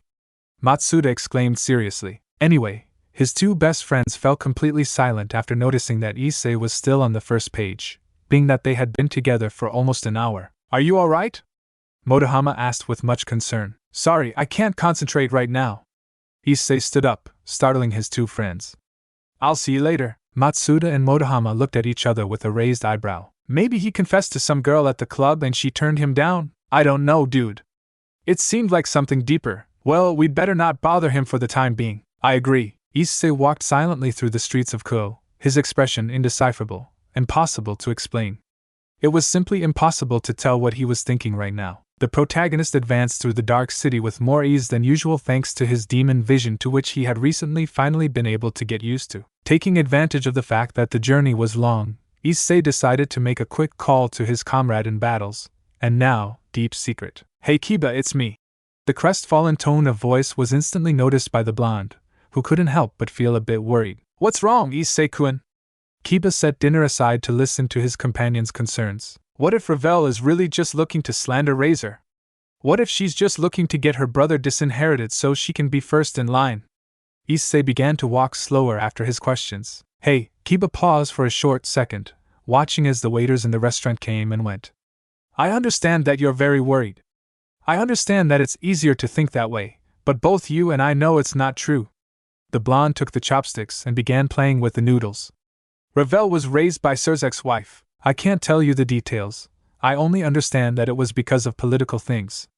I can assure you that Ravel would never lie out of simple greed. She's not a girl who would do something like that. Kiba commented with great seriousness, then dropped the chopsticks. Besides, do you remember how she felt at the time of narrating the story? Do you think all that could have been fake just like that? I know, but... ISSEI couldn't help but sigh as he placed his hands in his pockets. It's all too complicated. We only have a month, we're screwed. ISSEI's last words came out with a grunt, causing a sympathetic smile to cross Kiba's lips. I understand what you're getting at. Seeking further help is impossible, as we have no evidence and people could turn against us very easily. You know, there are many royal families who want the position of Demon King and would be willing to do anything to get to that position, and as if that wasn't enough, the only ones who are really trustworthy are part of the Gremory family. The Citri are also close friends, but marriages between families belonging to Demon Kings is forbidden for a simple fact of not concentrating so much power in the same heir, both for the political side and for the great hereditary abilities it would obtain. Kiba's explanation caused a slight smirk to appear on ISSEI's face. Don't you think the Bucho would be happy to marry with her cousin or something? Such a strange occurrence brought out a slight chuckle from Kiba. It's amazing how you find the time to make a joke even at times like this. The blonde's smile returned to his usual expression. I think it goes without saying, but pairing up between family members is strictly forbidden. Bottom line, we're screwed. Issei found another one of his witticisms, but this time it didn't really amuse either of them. It's just you and me, Issei-kun. Kiba closed his eyes to thereby restrain the sigh of despondency. In that case, let's become unstoppable. Unlike what Kiba expected, Issei was quite excited. You said earlier that we could train after the academy, but I'm willing to start first thing in the morning. He commented with conviction as he clenched his fists tightly. Alright, see you tomorrow at 5. Kiba couldn't hide his smile at the protagonist's great determination. Once the small magic circle disappeared, Issei's face returned to his usual expression. The protagonist stopped in front of his house, raising his gaze to the night sky. And silently, a great promise was raised as well as his fist as he pointed upwards. I'm going to save you, Bucho. You and all of her. The hope of forgetting Yumichan through Rias was once again present, though this time his mind was much more focused on saving all of his comrades. If he could get Rias to notice him, he could consider it a double prize once he managed to save her. Yes, he at no time doubted that he was going to do it. He wasn't going to allow himself to doubt. His parents shared dinner with him, and immediately noticed that their son was covered with conviction. It was rare to see their son so determined about something, but they were evidently happy to see that the fruit they had worked so hard to harvest was now ripening. And as was usual every day, Issei helped his mother wash up before going to bed, receiving a from her who wished him the best of dreams. A quick greeting to his father followed next, being that the man of the house always looked very focused on his paper once dinner was over, though of course he had no trouble answering his son's greeting with a smile. Issei lay down on the bed, and the first thing he did was look at his arm, or rather, how bristly his skin was. Starting tomorrow, a real challenge begins. Those were Issei's last words before falling asleep. A sleep that would be peaceful and relaxing to replenish his energy as much as possible. Or so he would have wished. His eyes suddenly opened and his lungs gasped for breath after distinguishing that he was enclosed within a sea of immense flames with a height and density that seemed to have no end. What is this? Issei was barely able to formulate word after observing the extraordinary panorama in which he found himself. Am I dreaming? This is no mere dream. Issei's surprise increased even more after witnessing a gigantic figure burst through the flames until its figure became fully visible. A dragon? Issei exclaimed in complete surprise the moment he took a step back, feeling really small in the face of the size and aura he emitted. That's right, I am the dragon that resides within the boosted gear. I am the Welsh dragon, the dragon celestial and of domination. My name is Drake, and you are my bearer. Drake introduced himself with a serene tone, though the great pride behind his powerful and imposing tone caused Issei to take another step back. Are you locked inside my body? Is this not a dream? Issei continued with his questions, feeling increasingly overwhelmed. There's no need to get so uptight, we're battle partners. I've always tried to communicate with you, but you only now have enough power to be able to hear me. Drake paused for a short second, studying Issei's body with his gaze. But you're still very weak, brat. He added as an afterthought, causing Issei's fear to turn to rage. I know, that's why I'm going to undergo high-level training. I have to get stronger to save the Gremory brat and your demon friends. I know all about your life, your ambitions, your shortcomings. We've been sharing the same body since your birth. Issei was surprised at that tidbit of information, as that imposing dragon seemed to be aware of everything. That's what caught my attention. At first, I was furious that my bearer is a puny degenerate, but now you possess a determination I have rarely felt in my bearers. Drake's words didn't sit too well on Issei, who couldn't help the twitch of his eyebrow. Am I to take your words as a compliment or insult? That question caused Drake to let out a small laugh that forced him to take cover as the fire in the place got a little out of control. I like you, brat. You may be very weak now, but I'll do my best to make you better and better understand the boosted gear. The celestial dragon's smile grew wider at what he was about to say. I will help you accomplish your goals. That way, we'll both continue on our way along the way of domination. Besides, I can't accept that my bearer is a weakling either. Issei completely ignored the last words. He probably would have been very upset at being insulted once again, but this time he paid much more attention to their first words. Any help is welcome, especially if it comes from a celestial dragon. Issei extended his fist forward with a toothy grin, a gesture that impressed Drake a bit. As your bearer and battle partner, I promise I'll give my best to accomplish our goals, I swear. Drake's surprise slowly subsided until he finally answered him with a slight smile. That's gratifying to hear, replied the dragon with sincerity as the flames began to get more and more wild. I hope those aren't empty words, hi to Issei. The protagonist hit the alarm clock very hard, but immediately realized that was barely 4 a.m., so it hadn't even gone off. That was just a dream. ISSEI grabbed his head with a mixture of astonishment and confusion on his face. It wasn't a dream, brat. ISSEI nearly fell out of bed when the gauntlet materialized without his authorization. This thing could talk! ISSEI exclaimed in slight fear as he began to shake the gauntlet vigorously. I'm not a thing, brat. You'd better watch your tone. Drake looked slightly displeased after saying those words, causing ISSEI to pause. Wait, are you Drake? You can talk through the gauntlet? ISSEI asked very curiously. I can also speak into your mind if the situation warrants it. The gem in the gauntlet glowed the moment he spoke. Are you serious? That sounds amazing. The sincerity ISSEI demonstrated in his tone caused Drake to clear his throat. If that surprises you, then wait until you see all that you can do with my incredible power. You will become one of the most powerful beings in this world. Drake's proud and cheerful tone was not long in coming, as his new bearer seemed to hold him in very high regard, something that very rarely happened. You're not kidding, I'll be powerful enough to defeat Razer! ISSEI exclaimed with much excitement. You will do much more than that, brat. You must only listen and abide by my teachings. Drake's proud tone deepened even more after those words. But before we begin the arduous training, I'd like to tell you something. This is mostly advice, you can take it however you want. ISSEI couldn't help but get serious after hearing that the dragon's tone had completely changed. Any advice is always welcome.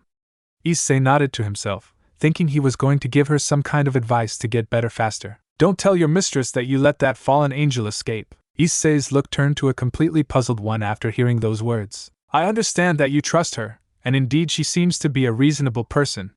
But no one lets such a dangerous enemy escape because they are sentimentally compromised. If you seek reparation or to clear your conscience with her, you may only find a very painful punishment for not doing such an important job. It is best that you keep that information to your grave, unless that person you wish to tell is completely trustworthy. ISSEI did nothing but remain silent after those words. Drake just watched as his bearer bowed his head, being visibly sad after remembering that woman. Thank you for telling me, I'll keep that in mind. A few minutes later, in an unfamiliar place. Apparently, Rias has already told you about me. It's good to save explanations, that way we'll get started faster. Sona adjusted her glasses as she diverted her gaze to Kiba. What kind of training together do you want to do? First of all, I want to thank you for agreeing to our request. ISSEI-kun was just barely introduced to the supernatural world, and I thought it would be a good idea for Genshiro-san to join us due to being in the same situation. The blonde explained his plan, leaving Sona to debate for herself. It's admirable that they want to become stronger because of Rias, and while it's a good plan, it's all up to Saji. Sona fixed her gaze on her slave, watching as he took several steps forward. I don't have any kind of problem.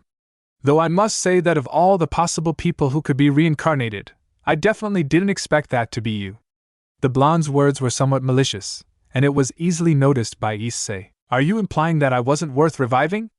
Saji merely scoffed, and then smirked.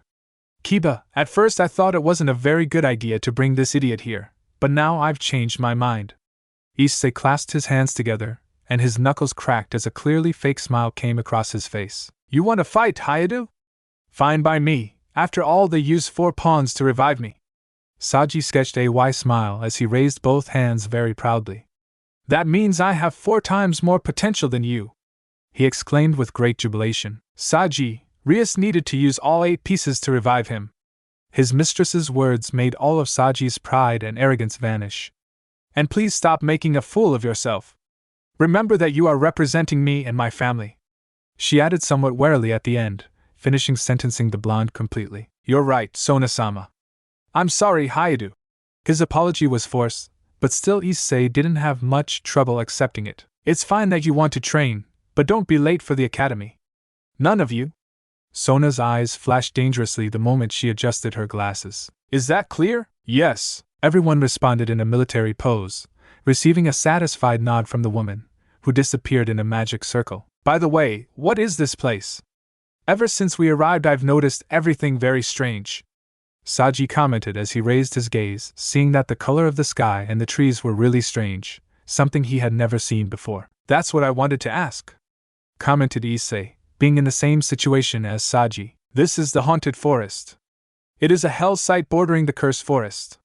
We must not cross borders into the other forest, as it is the territory of a dragon king, Kiba commented, earning a nod from both rookies, who looked very surprised at the fact that they were in hell. But before either could make mention of that very interesting factor, ISSEI's gauntlet was summoned against his will. That Dragon King is an old friend. I don't think he'll do anything to us if he knows I reside in the brat, but it would be best not to bother him without having a prior invitation. Both Kiba and Saji looked back and forth in clear confusion. Who said that? Saji was the one who asked the question. It was him. His name is Drake, and he is the Dragon Celestial residing in the boosted gear. We were only able to make a connection today. ISSEI made the clarifications as he raised his arm to emphasize the gauntlet. A Dragon Celestial? Saji's face turned pale after that mention. I possess the fragment of a Dragon King, so I know something about their categories. Now I understand why it is that they use so many pieces to reincarnate you. The blonde commented with some nervousness. Well, that will save a lot of explaining. I'd like to talk to Vitra, but it's clearly impossible if you only possess a small fragment of his soul. Drake commented simply. Pay attention, brat. In these days I will teach you all the current available skills you can use. There aren't many and one of them isn't very useful, but it's better to start at the bottom rather than wanting to skip steps. ISSEI just nodded seriously at the dragon's words. In that case, it's time to begin. Follow me. They both followed Kiba without complaint, slowly making their way into the forest. Of all the companions Sona has, was it necessary to bring this guy? ISSEI whispered in his ear, showing that he wasn't very willing to collaborate with Saji. It was the best choice. You two are on a very even level, plus Saji is a magic type. Razer will use a lot of ranged attacks, so it's good to fight against someone like him. Besides, Vitra's power is impressive. That last quip made ISSEI raise an eyebrow in curiosity. After doing some warm-ups, his first confrontation was against Saji. He was initially confident, as they were both rookies, but according to ISSEI he was much more experienced than the blonde. The blow against reality was really blunt, as ISSEI couldn't react in time to dodge the fast absorption lines of Saji, who caught him and only needed a few seconds for him to fall to the ground. Is that all? My teammates held on much longer. Saji thought aloud with some confusion. Your magic reserves are really bad, brat. We should focus on that and your physical strength. Drake spoke earnestly, making ISSEI feel embarrassed that he had appeared so weak after presenting himself as a supposedly very valuable pawn. The absorption lines will do the trick. It's a main point why I chose Saji. As he practices and perfects his power, ISSEI-kun's body will be able to adapt to store more magic. Kiba commented with a smile. But doesn't excessive magic consumption cause severe headache, even fainting? Saji asked with slight hesitation. I don't care. ISSEI stood up somewhat wobbly, showing an absolute seriousness that astonished the two blondes. I have to get stronger, so I don't care if you humiliate me about 200 times. ISSEI's determination was not long in coming, so Saji's surprise was replaced by a smile. In that case, don't come complaining later. The blonde exclaimed, catching a bit of that assurance ISSEI provided with his solemn tone and expression. That's what I'm talking about, brat. Drake was quite happy at how firm his new bearer looked. Since you really wish to become strong, then do push-ups and squats while Vitra's power consumes your magic. ISSEI's face turned purple after hearing those words. Wait, I think that's already too much. I hadn't thought of that. That's a great idea.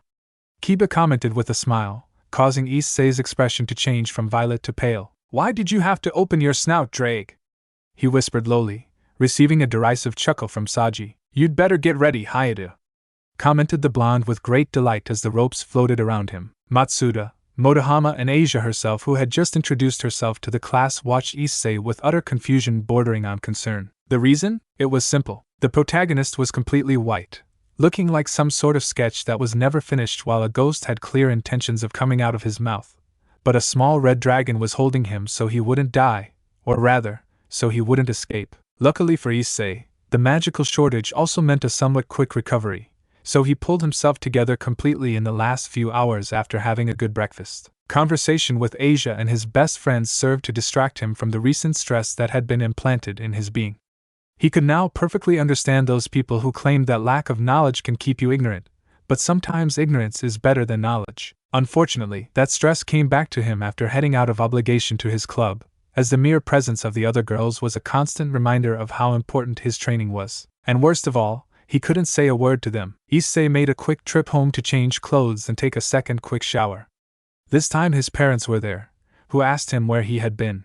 He simply told them that he went for a run to entertain himself, something that pleased Mr. and Mrs. Hayadu, as their precious son seemed to be focusing on more than just a pair of S. The training continued into the afternoon. ISSEI learned several new things, and chief among them was that Kiba was really fast. He couldn't even follow him with his eyes. He confirmed to her that there are hundreds of enemies who are even faster, so he had to get used to it. Thus the hours passed. The clashes were repeated with large intervals of breaks, especially for ISSEI, who took advantage of those moments to have Drake explain to him the workings of the boosted gear. First, he learned that he should not overextend his limits of boosts because the cost would be too great. The next thing he learned was a rare ability called transfer that transferred all boosts received to a companion. ISSEI instantly understood why Drake said it wasn't a very useful skill, as the idea of transferring your power left you completely vulnerable. But he was left with the idea that there are times and strategies for everything. Finally, he told him about a unique ability of the boosted gear that sounded really interesting, something that certainly excited ISSEI. Anyway, the dragon warned him that he needed to keep building up his physical stamina and reserves in order to be able to use said ability without fainting in the process. Days passed until a week of training was completed. In those 7 days spent together, ISSEI, Kiba and Saji were summoned by their respective mistresses with the idea of fighting for a spot to visit the family kingdom. Although Rias came out as the winner, ISSEI and Kiba decided not to attend in order to continue their training, convincing their mistress with that pretext. In the early days, Saji thought that training ISSEI was a waste of time, as even he had shown a hint of improvement, something that did not happen in the protagonist. And even if he still continued to think the same, he had to admit that he was quite impressed to notice the great willingness his training partner had for not complaining. Somehow, that made him want to continue training alongside him, as his rock-hard confidence and mettle was transmitted towards him. But Saji wasn't the only one who felt this way, as Kiba felt the same way. The only thing they differed in was that he believed ISSEI could improve a lot. The next week went by really fast, and ISSEI had no choice but to accept that he already really liked Kiba. He didn't dare to tease him with that nickname, now he just respected him. The relationship with Saji didn't progress as much, but he could say for sure that he no longer felt uncomfortable or annoyed with his presence. It was only natural for everyone to become closer, as they had spent a great deal of hours together. The third week passed even faster than the previous two. ISSEI felt that his level was finally improving. He was no longer as physically exhausted and didn't need as many breaks, but he still felt that his magic reserves were being used up excessively fast. 12 seconds longer than the first day. Saji commented with slight amusement, watching as ISSEI lay on the ground completely pale, hinting that he was about to vomit from the powerful headache that was plaguing him. That's not a bad number. Kiba joined the conversation, where Saji couldn't help but look at him with great hesitation. You don't need to defend me. I know ISSEI commented awkwardly as he sat down on the green grass, holding his head with a clear expression of pain. He's right, brat. If you don't believe me, then it's time for you to use the boosts again. Those words came as a great surprise to ISSEI, who had been denied using his Sacred Gear's abilities these past 3 weeks. ISSEI's smile soon appeared on his face, clenching his gauntlet very tightly. Boost! Boost! Boost! Boost! Boost! ISSEI was instantly on his feet after receiving the first 5 raises. Admittedly, he didn't feel much stronger, but there was one key point he hadn't overlooked. I don't feel dizzy anymore. ISSEI clenched his fists in joy after noticing that his magic reserves had increased drastically after using the augmentations. And that's not all. I can tell this isn't your limit, but the fact that you can do 5 augmentations in a row indicates your progress. Kiba commented with a smile. Hey, Saji. ISSEI's proud smile changed to a somewhat smug one. What do you say you try draining my magic one more time? Saji simply bowed his shoulders, indicating that he didn't really mind doing it one more time. This time, the blonde was immensely surprised. Almost a minute, he commented as ISSEI fell but first to the ground. True, she's still enduring far less than my fellow pawns, but the increase in power is more than clear. He culminated with complete seriousness. Boost! ISSEI stood up with slight difficulty as another surge was heard. Drake, do you think with this? ISSEI thought aloud as he raised his gauntlet and looked at his hand hopefully. Not yet. You're still too weak, but it will be soon. The dragon's words disappointed him a bit at first, but he quickly regained that titanium determination that was so characteristic of him. In that case, I will continue to strive to the end, he exclaimed with great conviction, drawing a smile from Saji and Vala. That's the spirit, brat. Drake shared his excitement in his own way. Very rarely had he ever been proud of any of his bearers. But ISSEI had managed to please him almost from day one, so he managed to gain the Heavenly Dragon's respect in record time. Saji left after the long training assignment, so Kiba and ISSEI were left alone once again. And as they always did these past few days, they both sat down on the green lawn to talk about trivial things before leaving for dinner. But this talk was going to be different. I feel like I've been able to improve a lot more since you've been training with me. I want to thank you for that, the blonde declared with a smile, causing ISSEI to hand him a toothy grin. You don't need to say that. We'll do whatever it takes to save the Bucho and the others. ISSEI clenched his fist after the statement. I know I said it before, but you're a good man, ISSEI-kun. It's reassuring to think that someone you trust is willing to work with me to stop this madness. Kiba commented with complete sincerity. No big deal. ISSEI rubbed his hair with a hint of embarrassment. That simple act made Kiba look at him more closely. Even his smile disappeared completely. But you don't do it just for them, am I wrong? ISSEI couldn't help but stop his action to look at him with great confusion. In these 3 weeks I've noticed how you look at the Bucho. It wasn't many meetings, but I have a thought that, I understand what you're saying, and yes, I want to get her attention somehow. ISSEI stated bluntly, surprising Kiba a bit by his sheer sincerity. The Bucho is someone amazing. And even if it's hard, I won't give up and I'll do my best to get her by my side. I think the fact that Razer is a son of a bitch is fate's doing, ISSEI declared with a big smile on his face. It really looks like you're in love with her. It's good to see that you've forgotten your previous experience so quickly. Those words made ISSEI's smile falter. He still hadn't forgotten her. He would probably never be able to forget Raynare, but that scar would no longer hurt once his so precious and beautiful Bucho was in his arms. Or at least, that was what he thought. Well, to tell you the truth, ISSEI stammered endlessly, earning a small chuckle from Kiba. There's no need for you to be nervous. In fact, I too think this will be a great step for you to get closer to her. I wish you the best of luck, the blonde commented, then widened his smile even more. In fact, you might even catch Akino and Kaniko's interest. Those words caught his attention. What are you implying by that? ISSEI asked with a raised eyebrow. You know that harems are legal in the laws of the underworld?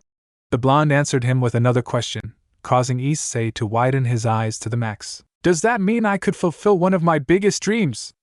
ISSEI immediately stood up and clenched his fists tightly. The spit began to fall from his mouth at the blonde's nervous smile, but that goofy expression didn't last much longer as a short image of Razer flashed through his mind. But I'd be just like that bastard, ISSEI commented quietly, something Kiba could hear. You and Razer are completely different people. Kiba commented with some seriousness. He didn't want his partner to compare himself to such trash. Still, a harem is a complicated thing. I have to love them all equally, and to be honest, I don't know how to do that. I don't even know if it's something I can control or if it really exists. ISSEI commented as he rubbed his hair with a very thoughtful expression on his face. After all, in my whole life I feel like I've been interested in several women. But when we talk about love, I think I just...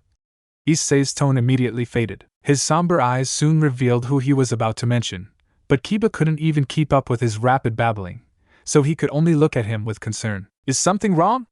The blonde stood up to place a hand on his shoulder, causing ISSEI to look at him silently. It's nothing, I'm just tired.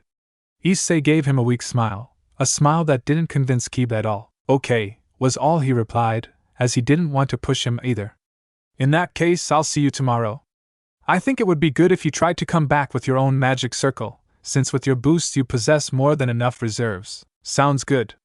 ISSEI widened his smile even more after discovering that he could now travel on his own without causing further inconvenience. But that facade was completely shattered when Kiba disappeared, and indeed, it was curious to see all that overflowing joy he contained leave along with the blonde. His serious and vacant expression let it all sink in. His eyes drifted to the night sky, and his arms crossed in front of his expressionless, glowing face. What will you be doing out there, Yuma-chan? Beads of sweat trickled onto the grass adorned by the usual morning dew. Raynare stood with her feet wrapped around a tree as she did sit-ups.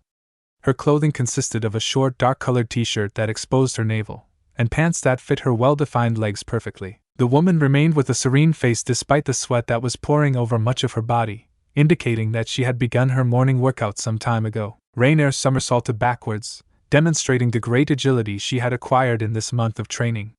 The fall began to stretch her limbs in complete silence as she gazed at the beautiful artificial forest around her. How come you're always so eager to start so early? Raynare's attention drifted to the source of the voice, watching as two figures of men slowly approached her. I guess the word Elistalt isn't in your vocabulary, The figure with a clear foreign accent fixed his gaze on the other man as he folded his arms. Are you insulting me, you Chinese piece of shit? I'm not Chinese, I'm a Korean. Are you guys seriously going to start fighting this early? Raynare couldn't help but stare at them with a clear expression of boredom on her face. By the way, Rick wasn't coming with you. Her expression changed after noticing the absence of one of her companions. All we know is that Azazel needed him for something important. I think he talked something about a new member. The man's words drew Raynare's interest greatly. Not exactly. He'll be new Paltno for a limited time. The Chinese man is right. I think his name was shit. I can't remember. Asians have ing weird names.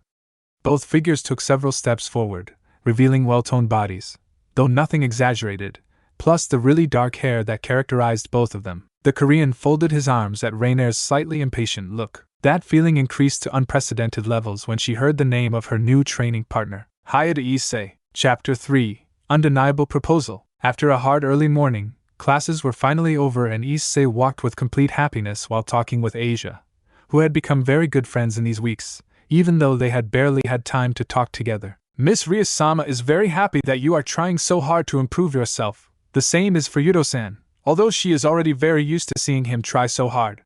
She's even very happy with me due to the fact that this last week I was able to show a great advancement in my skills. Asia commented with her typical kind smile. Really? That's great. ISSEI clenched his fists tightly after what he heard.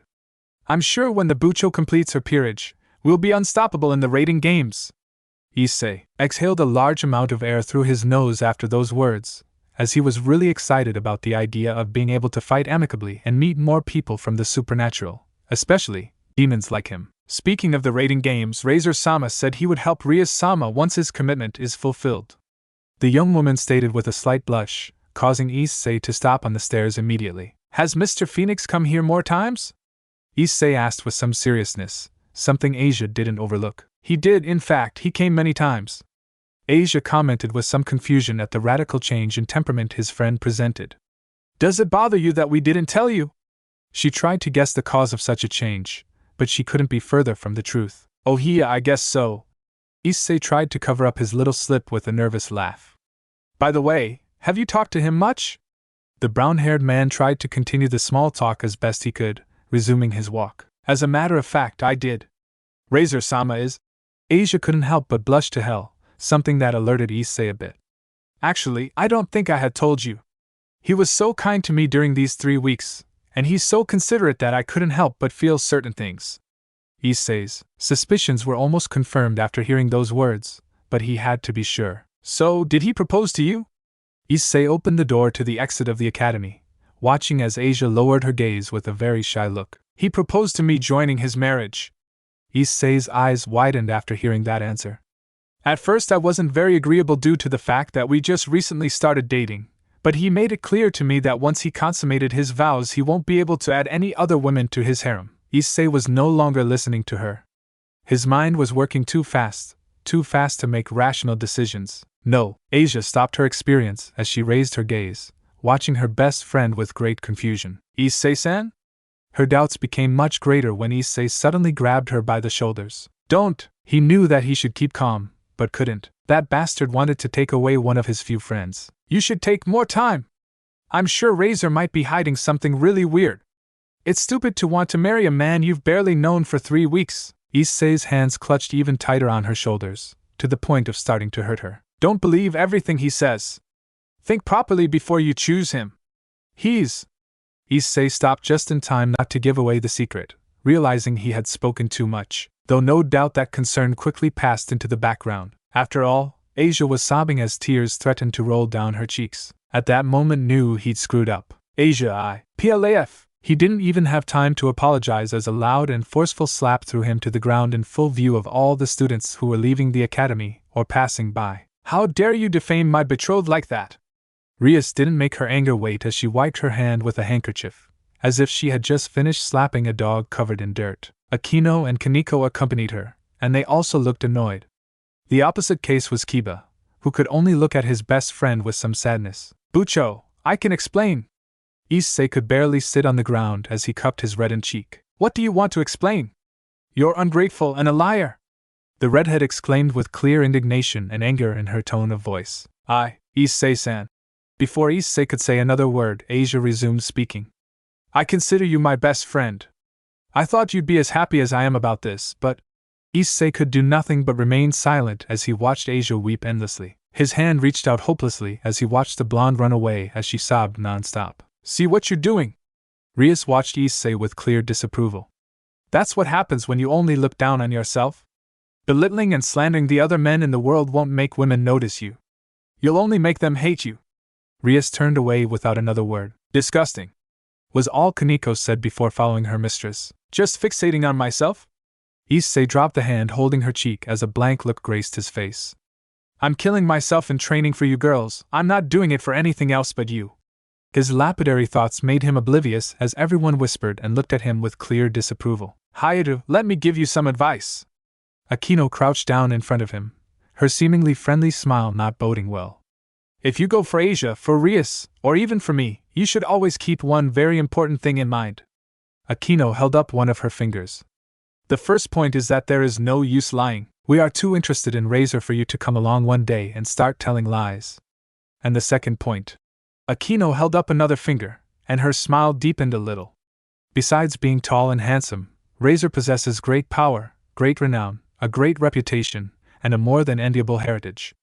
Akino placed both hands on her knees, her eyes widening to reflect a wide mockery in them. What can Hayato Issei offer me? Issei just lowered his gaze, knowing he had none of those things. Akino didn't say anything else. All she did was silently pull herself together, and then leave the place. Issei still looked quite shocked by everything that happened. He brought his hand to his cheek again. That blow hurt a lot more than anyone would think. Issei-kun. To his luck, Kiba was always going to be there to back him up. I know, I shouldn't have opened my mouth. Issei commented remorsefully as he accepted the blonde's hand to stand up. But you must also understand me. After Matsuda, Motohama, my parents and you, Asia is one of the few loved ones I have. I even care a lot for the other girls in the club, but I care a lot more for Asia. I just couldn't stand it. Issei tried to excuse himself as best he could, receiving a head shake from his friend. At least you knew how to control yourself from saying everything. Otherwise, you'd most likely have to subject to something much worse. The blonde commented, getting Issei to look at him with slight confusion. What do you mean by that? Razer is here. Those words made Issei tense up immediately. I understand that now is the worst time to see him, but we have to make sure he doesn't suspect anything, as I'm sure Rias will tell him about what you did. Kiba stated with complete seriousness. And what do you want me to do? Go crawling on the floor like a maggot to his shoes and beg for mercy? Issei commented with clear reluctance. There's no need to be so extreme. Kiba couldn't help but laugh nervously at such a surreal example. Just apologize and be done with it. Of course Issei could never agree with that idea, but knowing that there were no other options, and that this whole imbroglio was due to his fault, he had no choice but to duck his head in front of everyone once he reached the club room, where Razer himself was present, and from his expression, or rather, lack of it, it was plain to see that he was already aware of everything. I'm really sorry, Asia. I shouldn't have said those things. Not to the great Mr. Phoenix either. Issei did his best not to bite his tongue, and that fact earned an air of satisfaction from everyone present. I recognize that you had the courage to instantly go back and acknowledge your mistakes. Razer commented with satisfaction as he embraced Asia, pulling her closer to him. The Phoenix and their women were seated on the couch, except for Rias, who was judging from the center desk. Still, it's impossible to go unnoticed that you tried to denigrate me in front of one of my women. That's a very serious thing. Razer's smile was replaced by a serious look. Seeing as you apologized, I would like your punishment we spoke of reduced by half, my dear Rias. Punishment? Issei raised his face to face his Bucho, not understanding exactly what they were talking about. All right. Then it won't be 20 lashes, it will be only 10.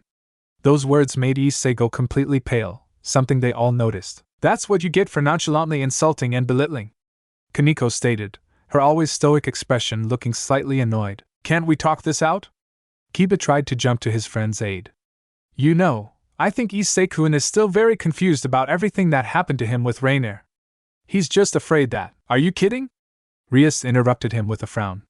Just because of that insignificant little thing he's already absolved of any guilt? Those words hit Issei as if a large sledgehammer was cracking in his head. Little thing? Insignificant?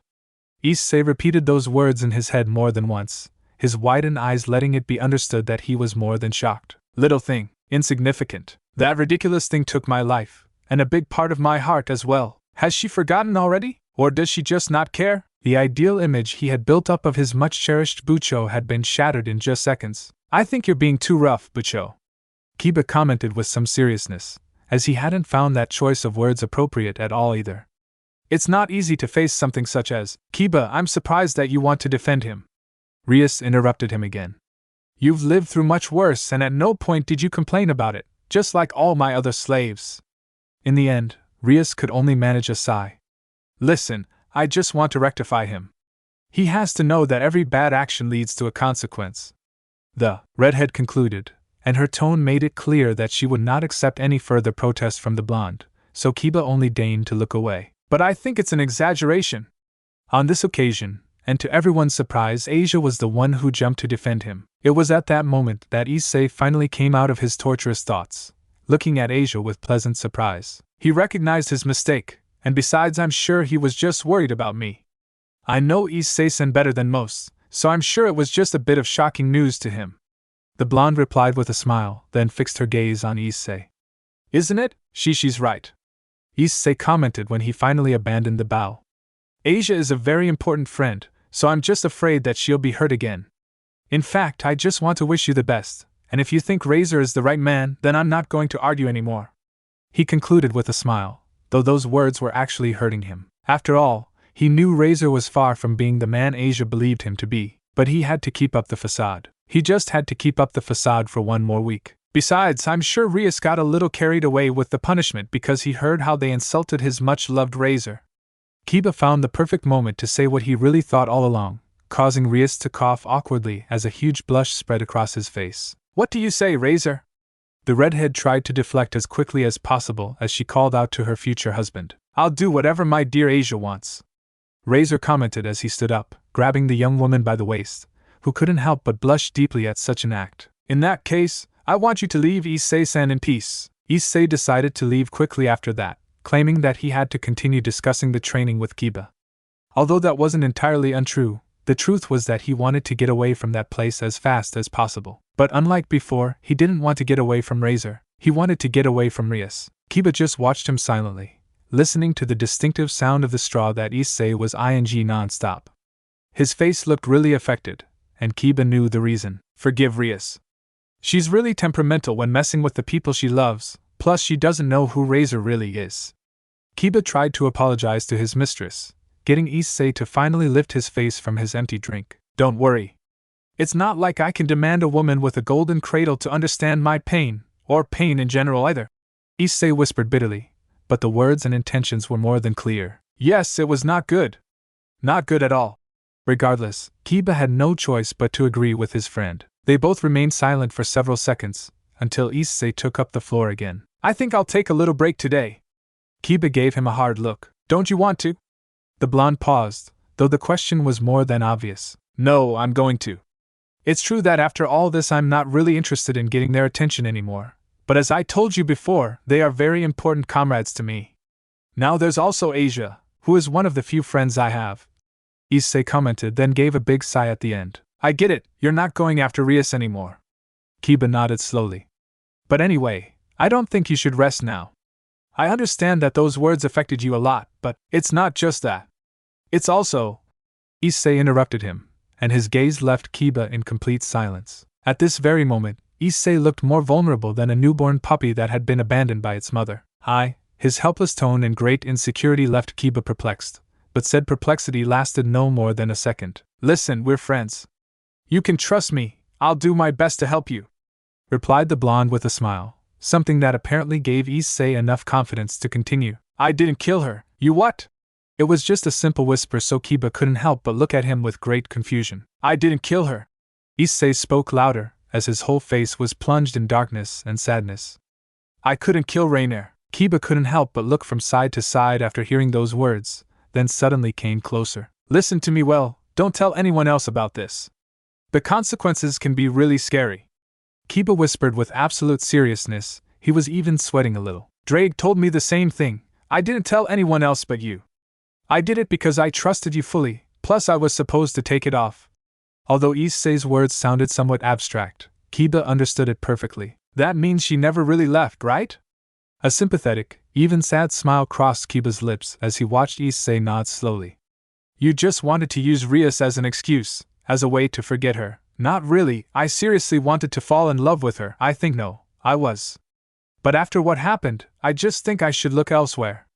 Issei clarified instantly. He knew perfectly well that recent memories were a very difficult stain to erase. Kiba decided not to answer what he really thought. After all, it was obvious that Issei could love another woman. He held a rather unique pervert side, but behind that he was loyal and, above all, such a protective and kind person that he would catch the attention of many women. But he also knew perfectly well that Issei's real goal would be to fill that hole in his heart until he actually fell in love with his lover, a process that could take a long time, especially if Raynare was still alive. And obviously, even Issei wasn't aware that was really what he was looking for. If it were, he would feel extremely guilty with himself for wanting to use one woman to forget another. That was exactly why he didn't want to say anything to him. It's okay. Issei looked at Kiba with great confusion after hearing that. There are two remedies for dealing with these problems: face them directly or forget them. Kiba smiled slightly. For the second option, you need to rest and get your mind clearer. Besides, there's no use in continuing to train if your mind is somewhere else.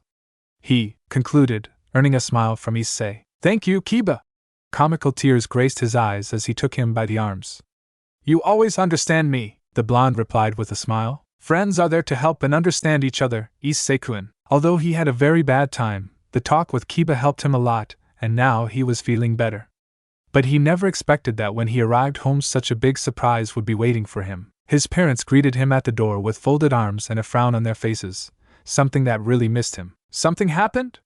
Issei asked with much confusion, watching as his parents glanced at each other once before nodding. Young man, we want to know what you're doing going out so early every day, stated the mother with a stern tone. We know you go to the academy, but then you don't come home until late at night, added the father with complete seriousness. Oh, it's about that. Issei rubbed his hair in some astonishment. I've explained it to you before. I go out to train every day. Miss Hayata narrowed her eyes with great suspicion. At first we were very happy, but we think this is a very brusque change, Mr. Hayata clarified, crossing his arms firmly. And what else would I be doing? Asked the son in a slight sweat. His parents looked at each other for one last time, then spoke at the same time. Drugs? An extremely awkward silence arose between the three of them. What? Issei finally seemed to react, rolling his eyes. If you don't believe me, look at this. Issei unbuttoned his school shirt and lifted up his clothes, revealing a torso not too out of the ordinary. But his parents always saw him come out of the bathtub in just panties, so they knew very well that their son's skinny body was now not so skinny. You accomplished all that in just 3 weeks? Both parents shouted at the same time as they noticed the slight but noticeable changes in their son's physique, as his once non-existent muscles had now taken on a bit of shape. Well, I try really hard. Issei couldn't help but stifle a strained smile, as he was indeed trying hard like few others. But if it hadn't been for the fact that I'm a demon now, I'm sure this result would have taken me twice as long to obtain. He thought with great nervousness, hoping that his parents didn't take that into account. To his luck, they seemed quite amazed at his effort, and the fact that he wasn't into drugs. Yes, especially on that last point. In the end, he couldn't help but smile sincerely, as his parents cared a lot about him, even when they really didn't need to. Many would wish they had parents like that, so he would enjoy them as much as possible. With that thought, he headed to his room to change, obviating the fact that what happened was far from the surprise he had to deal with. Issei took off the top of his school clothes and threw them on the bed, noting how on a chair his parents had already laid out his casual clothes in case he came in earlier today, which he did. Pants, belt. Issei began to narrate things as he took them in. It was a mania he had since he was a kid. T-shirt, sweatshirt, black feathers. Black feathers? Issei picked up the feather that had fallen on his shoulder with much uncertainty. His gaze automatically lifted. Hello? Azazel, who was leaning against the ceiling with his pairs of dark, majestic wings, greeted completely normally. Obviously, Issei didn't find normalcy at all. What the? Issei tripped over the chair and fell but first onto the floor, then crawled like a roach until he crashed hard into the door. Shh. Azazel placed a finger over his lips. Do you want to worry your parents? Those wings, what does a cadre want from someone like me? Issei slowly stood up, and his gauntlet activated practically at the second. I see you know something about the hierarchy of the fallen angels. That saves unnecessary explanations. After saying those words, Azazel came down from the ceiling and folded his arms as his wings disappeared. My name is Azazel, I am the leader of the fallen.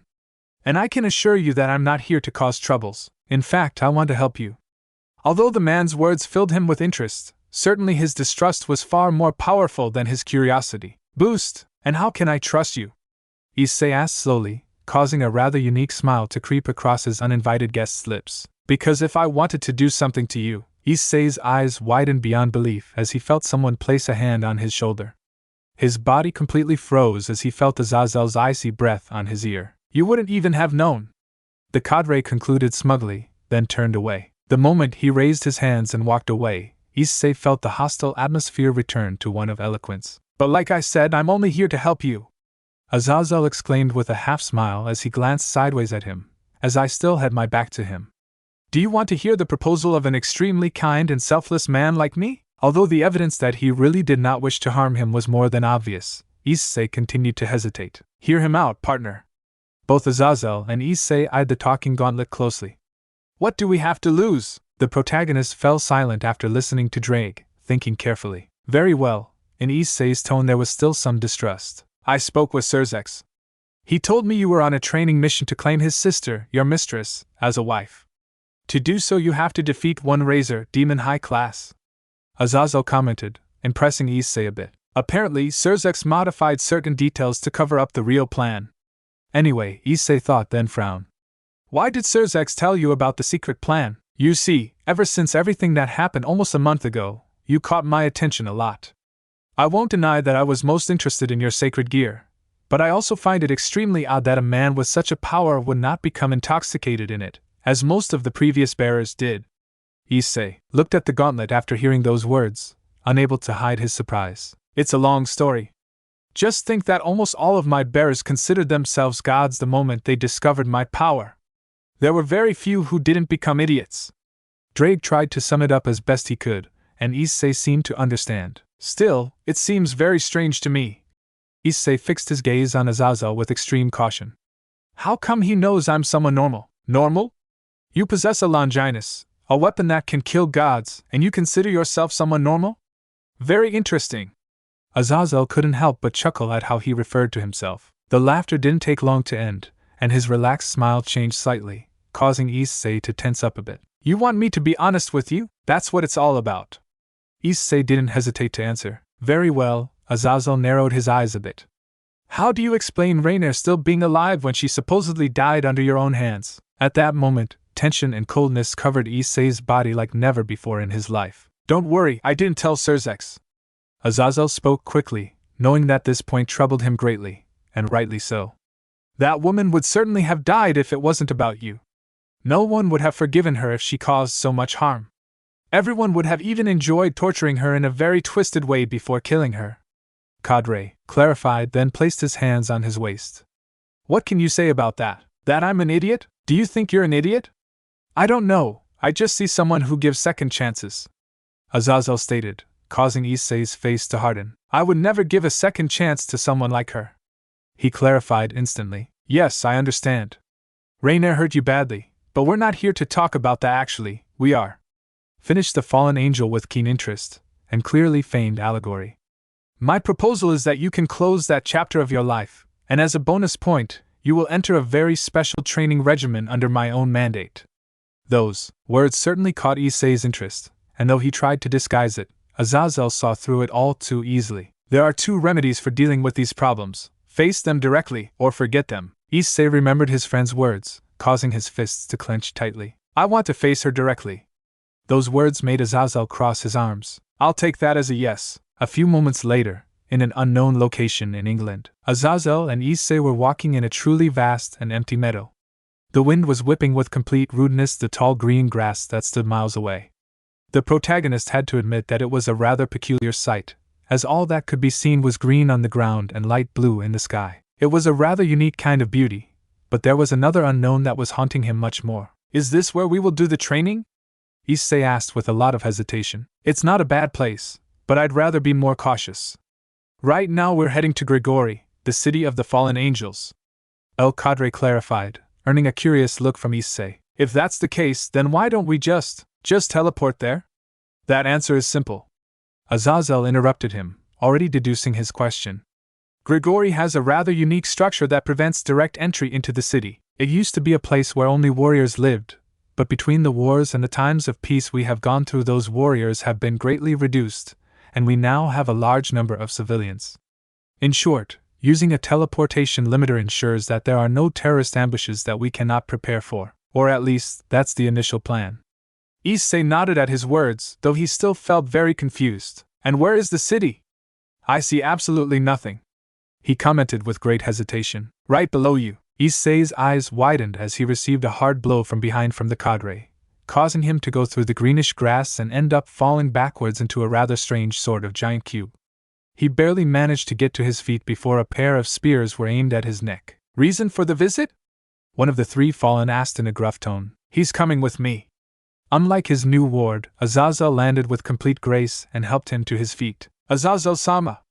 The three fallen stood at attention after the arrival of the leader of the fallen. We're descending right now. Descend? ISSEI wondered with utmost curiosity, then staggered slightly as he noticed how the cube began to shake. The metal walls slowly opened, as did the protagonist's eyes. ISSEI walked up to the armored glass and watched with wide eyes as a gigantic city rose underground while descending at a slow pace by means of a giant elevator. The artificial sky, the huge and tiny magic circles, the lights, the dwellings, the vegetation, everything, absolutely everything was so magical that it even thrilled him. Welcome to Grigori. Azazel placed a hand on his shoulder, causing him to snap out of his stupor. This is amazing, was all he could manage to say at such a sight. A few simple words that widened the cadre's smile a little. They both stood in silence for a few seconds to enjoy the view, until Azazel resumed the conversation. Surely you must be wondering how I convinced Serzex to bring you here. Those words caught ISSEI's attention, and it showed as he fixed his gaze on him. The truth is, it wasn't easy. I spent 3 weeks to convince him. It was really hard. You know, he's a nice enough man, but he's still someone strict and careful, worthy of his title as Demon King. I see, was all ISSEI replied, turning his gaze at such a visual spectacle. Since you will be my ward for the week, you will live in Grigori until the internship is over. I already have a home for you, and don't worry about your parents or the academy, we've already arranged everything. Azazel held out keys to him with a stuffed puppy that had the address inscriptions of his new temporary home. I guess you really take things seriously. ISSEI couldn't help but smile at the man's words. After all, he had just told him that he had arranged everything so that he could train in the remaining week without any interruptions. Before I introduce you to your training partners, I'd like to give you a little tour of Grigori, Cadre stated when the elevator finally stopped, stepping down along with ISSEI. As you can see, people can only go up or down via that elevator. The artificial sky is also a large set of barriers that are guarded by the cadres, who take turns administering magical energy to it. Azazel began with his explanation as he went into a path that was divided into 9 different ones. Grigori is divided by neighborhoods, in total there are 8. Each neighborhood has its own name, and the dwellings are arranged from number 1 to 300. The red road takes you straight to the heart of the city. And what do you do when there is overcrowding? We simply create another neighborhood. We have plenty of space. Also, keep in mind that the supernatural population isn't exactly extensive. We currently have over 2,200 homes and 124 businesses or facilities of all kinds. The population reaches the modest figure of 8,643 inhabitants, quite a bit more modest than I thought. The funny thing is that a quarter of them are not fallen angels. Grigori is currently a city I thought for unfortunate citizens. That's why the number isn't very large. Obviously, omitting the obvious fact that my species is the most damaged by the constant wars we subjected ourselves to so many centuries ago, and having children is not a simple process. Not simple? Being immortal, the method of reproduction is controlled at will as opposed to humans, and let's just say that people like to live off partying and living crazy lives much more than focusing on having a family. It's a respectable thing. In fact, I'm one of them. I have no problem with that. Everyone lives their life the way they want to. The two continued chatting about trivia, until they finally came to a huge and rather striking structure. This is Le Rabahin, the largest supernatural prison you'll ever find, Azazel commented, noticing that ISSEI had become interested before the structure. Do they lock up the worst types here? He asked curiously. Actually, no. There are only a few idiots here. The worst ones we execute immediately. The analysis behind that sentence was more than obvious. so ISSEI was quick to nod and continue his walk alongside the cadre. Along the way he saw many people shopping in stores or chatting on the road completely normally. If it wasn't for the fact that they were in the damn underground, this could be considered an ordinary village. This is the passage to Robunheim. We don't use it anymore. Azazel pointed towards a strange subway passageway that led to who knows where. Noticing that the cadre didn't go on much longer in explanation, ISSEI spared himself the questions and continued the final journey with his guide. And last but not least, this place is the heart of Grigori, also known as the Tower of Hope. Azazel spread his hands to emphasize the majestic marble tower that towered above them, and just behind it rose a precipice that seemed to have no end, both in depth and length. There you will find the latest technology, the home of the cadres, and the diplomatic meeting room, as well as other things of lesser relevance. I see, you could say this place is the command center. ISSEI thought aloud, receiving a slight nod from Azazel. Good afternoon. A man of a very similar age to ISSEI approached, giving a slight bow with his head towards Azazel. His hair was as dark as night, somewhat short and messy, although what was most distinguishable about his figure was the somewhat bushy beard and his light blue eyes. His clothing consisted of a completely black color, besides it was really light. From the structure of his body you could tell a mile away that the man exercised. Sorry to keep you waiting, the walk took longer than I thought, Azazel commented, then placed a hand on the chestnut man. This is Haida ISSEI, the newest member of your group. Now Azazel's hand fell on the newcomer. His name is Rick Graham. He will be your momentary tutor for the week. It's a pleasure. ISSEI extended his hand immediately. Same here. Rick shook his hand with a quiet smile, then fixed his gaze on Azazel. By the way, do you have that?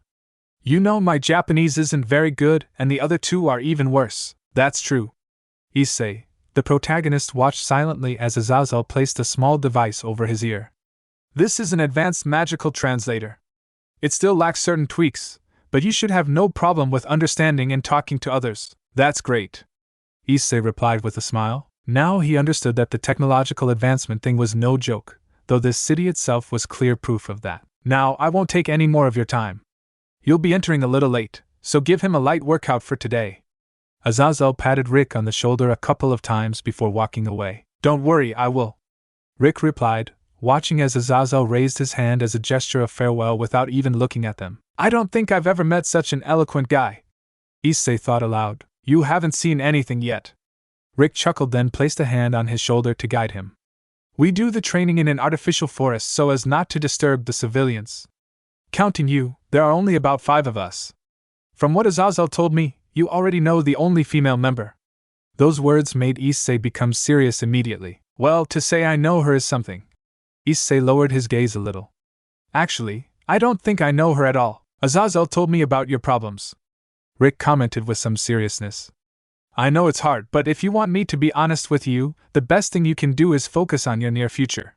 The rest you'll figure out as you go along. Although Rick's words were quite complex and perhaps meaningless, ISSEI could understand them perfectly. He too knew that he had more important things to focus on. But the truth was that he also came here precisely to face his nightmares. Thanks for the advice, but I plan to do both. ISSEI's words caught Rick's attention, getting him to look at him with slight astonishment. Very well, I'll give you a little smack if I see you stumble. The man commented, sketching a slight smile at the end, a smile ISSEI shared. I'd be offended if you didn't. Raynare was doing small hops as he hit a magical barrier repeatedly. Not far from her position were those 2 men she had spoken to earlier, training together. The one with Asian features was using a sickle with a chain, while the other was using a sword made purely of air. ISSEI arrived next to Rick without making much noise, knocking on one of the nearby barriers, and the sound caught the attention of the men who were training together. The Asian had bright brown eyes, while the American had black eyes. Both had training clothes like the others, except they were more inclined toward white than black. Removing the Asian's hair and pigtails, what stood out most about their figures were the golden cross the American wore and the pocket watch the Asian had slung over his neck. We'll start with training against the barriers. It's something simple, like a boxing machine, Rick commented, perching next to him to teach him. ISSEI was half lost in the explanation, as he could see the silhouette of a certain woman training behind some trees, so he couldn't help but look away. Understood? ISSEI finally woke up from his little trance, and nodded out of pure inertia. Rick wasn't too convinced that he'd heard him, and it showed as he reached behind the barrier to hold it up. Start with a couple of right hooks. I'll tell you the shape and position you should have. We'll correct from that. Issei nodded, beginning to practice. After a few beats, his gaze betrayed him and he turned his face as he noticed a figure slipping through the trees, revealing a somewhat sweaty Raynare with her hair tied in a ponytail that gave her a rather sizzling look. The two shared a look for a short second. It seemed neither of them knew what to do or say. Although the one who was suffering the most from this uncomfortable moment was undoubtedly Raynare, as she felt how Issei was piercing her with his gaze. Finally, Issei turned his face away and continued his training, as if he had not even seen her. As if she didn't even exist. Rick noticed this, and he wasn't the only one. "Did you notice that?" the American whispered to his friend under his breath. "I think there's a lot of UAL tension between them." "You say so?" the Korean commented with a tone shrouded in doubt, though his expression continued unchanging. "If you asked me, I think they want to kill each other. Yes, that's another option." Tension and awkwardness reigned for the next few hours, so the training became somewhat complicated, to say the least. Eventually, Rick was left alone with his other two friends, watching as night reigned over the place, and his other two companions had already left. "I couldn't even introduce myself." "Neither could you, Chinaman," commented the American, receiving a slight nod from his two friends. "Weren't you supposed to tell him Will Eula living this week? The city is new for him," commented the Asian, watching Rick. "That's what I had in mind, but he said that he had other plans," Rick replied, causing a rather unique silence to come between the three of them. "Does that mean?" "Yep, that's just it. After 3 weeks, I think I've gotten used to it." Raynare waved the sword to the side forcefully as he advanced through the forest to practice his stance. "I never thought it would be so hard to learn such simple movements." She concluded her thoughts, then practiced the thrusts. She stood like that for a couple of seconds, until her brow furrowed. "Why did Azazel have to bring him here? He knows full well that it's impossible for us to synergize well after what I did to him." Her thrust became considerably stronger. "Besides, that won't just affect my pace and his, it'll affect everyone else's as well." "Happy UAFGH!" Issei suddenly appeared, and just as he appeared, he also fell to the ground. That was because Raynare gave him a blunt elbow in the teeth. "Oh, by the gods!" Raynare half turned and covered her mouth as she noticed how Issei lay sprawled on the ground with a split lip. "We didn't even spend a day together, and you already want to kill me again?" The brown man sneered as he spat out some blood. Sorry! Raynare apologized twice in an attempt to boost her credibility, as she held out her hand to help him up. But she suddenly knew maybe that was a bad idea, as Issei would never be able to accept her help. The reasons were obvious. "Well, it was also my fault for approaching without warning," Issei commented with a slight smile, accepting the gesture. That simple fact made Raynare impressed to the core. "I'll get straight to the point," Issei commented as he wiped the blood from his lips. "We're disturbing our companions, and I'm sure you noticed it too." Raynare fell completely silent after hearing those words. "It's not only that, I also feel that I couldn't perform properly today.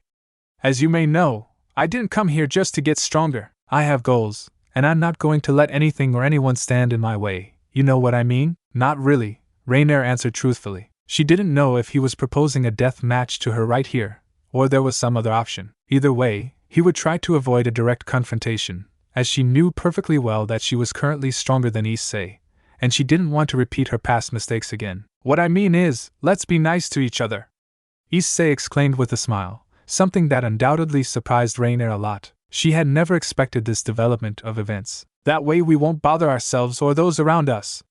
And it'll only be for a week." He continued speaking, then calmed down a bit. "After that, I don't think we'll see each other again. We must simply try to live together without making it too difficult. Obviously the past will never be forgotten, but we must not let it get in the way of our goals." Once he finished his speech, Issei tipped his hand forward, smiling a toothy smile. "What do you say?" Raynare barely needed a couple of seconds to mull over the answer. It was obvious that this was the best option by far. A faint smile emerged from Raynare's lips as she shook his hand with hers. "Very well, let's be friends for this week." "So you're training?" Issei commented, circling around her while making a couple of gestures with his arms, as if he was boxing. "Did you already manage to get that power you were longing for, Yuma-chan?" Raynare just snorted, somewhat amused as she watched Issei make those gestures in the middle of the road.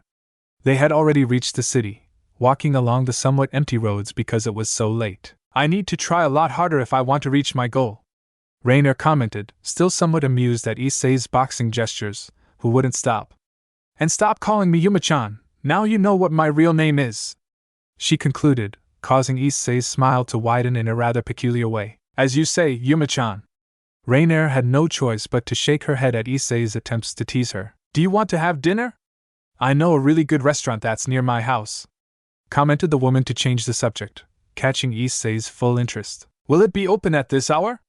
The brown-haired man asked, resuming his normal walk. We still have time, she stated, pointing to the large clock in the night sky which read 1:07. The restaurant is no longer accepting orders after 2 a.m., clarified the woman, receiving a smile from ISSEI. The truth is, I always wondered how England's gastronomy would work, he commented, placing his hands in his pockets. Sure, every day you wake up and think about how England's food will taste, right? Raynare teased him, causing a nervous smile to creep across his lips. After a short walk and small talk about the city, Raynare and ISSEI finally arrived at the place. Welcome, Raynare! The two long-haired blonde women in dark waitress clothes who appeared to be twins greeted the fallen at the same time, receiving a quick greeting from the aforementioned. How are you girls? Give me 2 cards. Raynare sat down in front of the bar along with ISSEI, causing the two women to look at him with some intensity. Who is it? One of them asked. Yes. Who's the new guy? The other asked. This is Hayate ISSEI. ISSEI, this is Chloe and Babette Vibot, the owners of the restaurant. Raynare pointed first to the light blue-eyed twin, then pointed to the green-eyed one. I'll try to remember them, but no promises. ISSEI commented a bit ruefully, as the women's names and especially their last name was very confusing for a Japanese like him. Don't worry, Chloe exclaimed with a smile. It took us 5 years to learn how to pronounce the names properly. Babette closed down her sister's idea, receiving an awkward nod from ISSEI, who didn't know who one should look at. What do you want to ask? Raynare asked, causing ISSEI to focus on the letter. He suddenly realized why she was asking him, as the translator was useless with the text. It was all written in English and French. Do they have anything like a full salad? The protagonist asked, catching Raynare's attention. Just a salad? Well, she bowed her shoulders at last. You heard him. We have the Parisienne, the Savoyard, the Lyonnaise, Babette commented. The Niçoise, the Landaise, and the Chèvre Chaud, Chloe exclaimed, perfectly complimented by her sister. Anyone with lots of lettuce and eggs, commented ISSEI, very overwhelmed at not being able to understand anything. A Parisienne? They both asked at the same time, leaning forward a bit. Yeah? That's nice, ISSEI commented with a hesitant smile. The usual for Miss? Chloe asked, receiving a nod from Raynare. A Parisienne and a coq au vin coming out, Babette exclaimed as she snapped her fingers, causing plates of food to fall right in front of them. Would you like something to drink? Chloe asked, summoning a notebook. We'll order before we leave, Raynare commented, using her fork to play with the tender meat of the rooster. Are you sure you don't want something else? The fallen asked hesitantly, watching as ISSEI stared at the salad, still unable to process that much surprise due to her order being placed practically in a second. Huh! No thanks. Now since I'm training, I have to watch myself with my eating, ISSEI commented proudly, a pride that turned to embarrassment as he saw how Raynare was trying to hold in her laughter. What's so funny? He asked with a frown. Do you even know you need a lot of protein to keep up such a strenuous pace? She asked smugly. Of course I do, ISSEI exclaimed, causing Raynare to shake her head. Here and stop embarrassing yourself. Raynare placed a large piece of meat on top of his salad, impressing ISSEI a little. Meanwhile, the twins watched the whole interaction with giggles as they whispered to each other. In that case. ISSEI placed some of his salad on her plate, causing Raynare to giggle. The two shared a short look covered in complicity, as they ate from each other's plate in silence. How long have you two been dating? Both twins asked without warning, causing ISSEI and Raynare to look at each other with a raised eyebrow. She and I? Dating? They asked at the same time. I think there's a bit of a misunderstanding, ISSEI stated. I agree. He'll most likely kill me when this week of internship is over, won't he? Raynare teased, causing ISSEI to rub his hair. Don't overdo it so much either. The twins watched the interaction in silence, until they both looked at each other. It was obvious that they were very surprised and confused by what they heard. Once they left the premises, where Raynare decided to pay for dinner for both of them just this once, they continued on their way in complete silence, observing the rather unique beauty that the night of a place like this provided. It's already very late. I think it's time for me to go home, ISSEI commented, slowing to a stop. Can you lead me in this direction, or give me directions? The protagonist asked, tossing the key that Raynare caught with no trouble. Cute, thought the fall involuntarily as she saw the puppy that functioned as a keychain, though that small smile vanished practically immediately as she noticed the address inscribed on that cute keychain. Raynare looked at ISSEI with that expression, earning a confused look from ISSEI. Is something wrong? He asked her, causing Raynare to pat her face. You've got to be kidding me. Chapter 4, Last Preparation. Well, thought ISSEI aloud, who was lying on the lower bed of a bunk bed. I knew people were supposed to live together in this city, but I didn't think Azazel would assign me just this house. He commented to no one in particular, watching as certain clothes were laid out on the top bunk bed. What can I say? So is Azazel, Raynare commented, tucking in the blankets as much as possible. He likes to play these kinds of pranks, even if no one else finds the fun in them. She concluded with slight annoyance. Well, I guess at least we agree on something.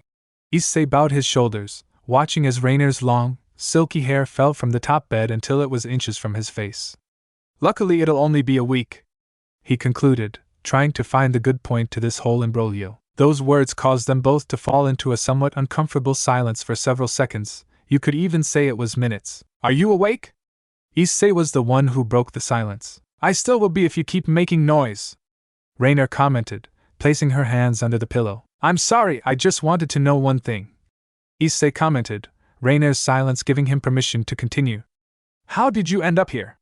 From our encounter, I thought you weren't affiliated with Grigori. All Fallen are affiliated with Grigori, though I can understand the question, Raynare replied, looking at the ceiling more closely.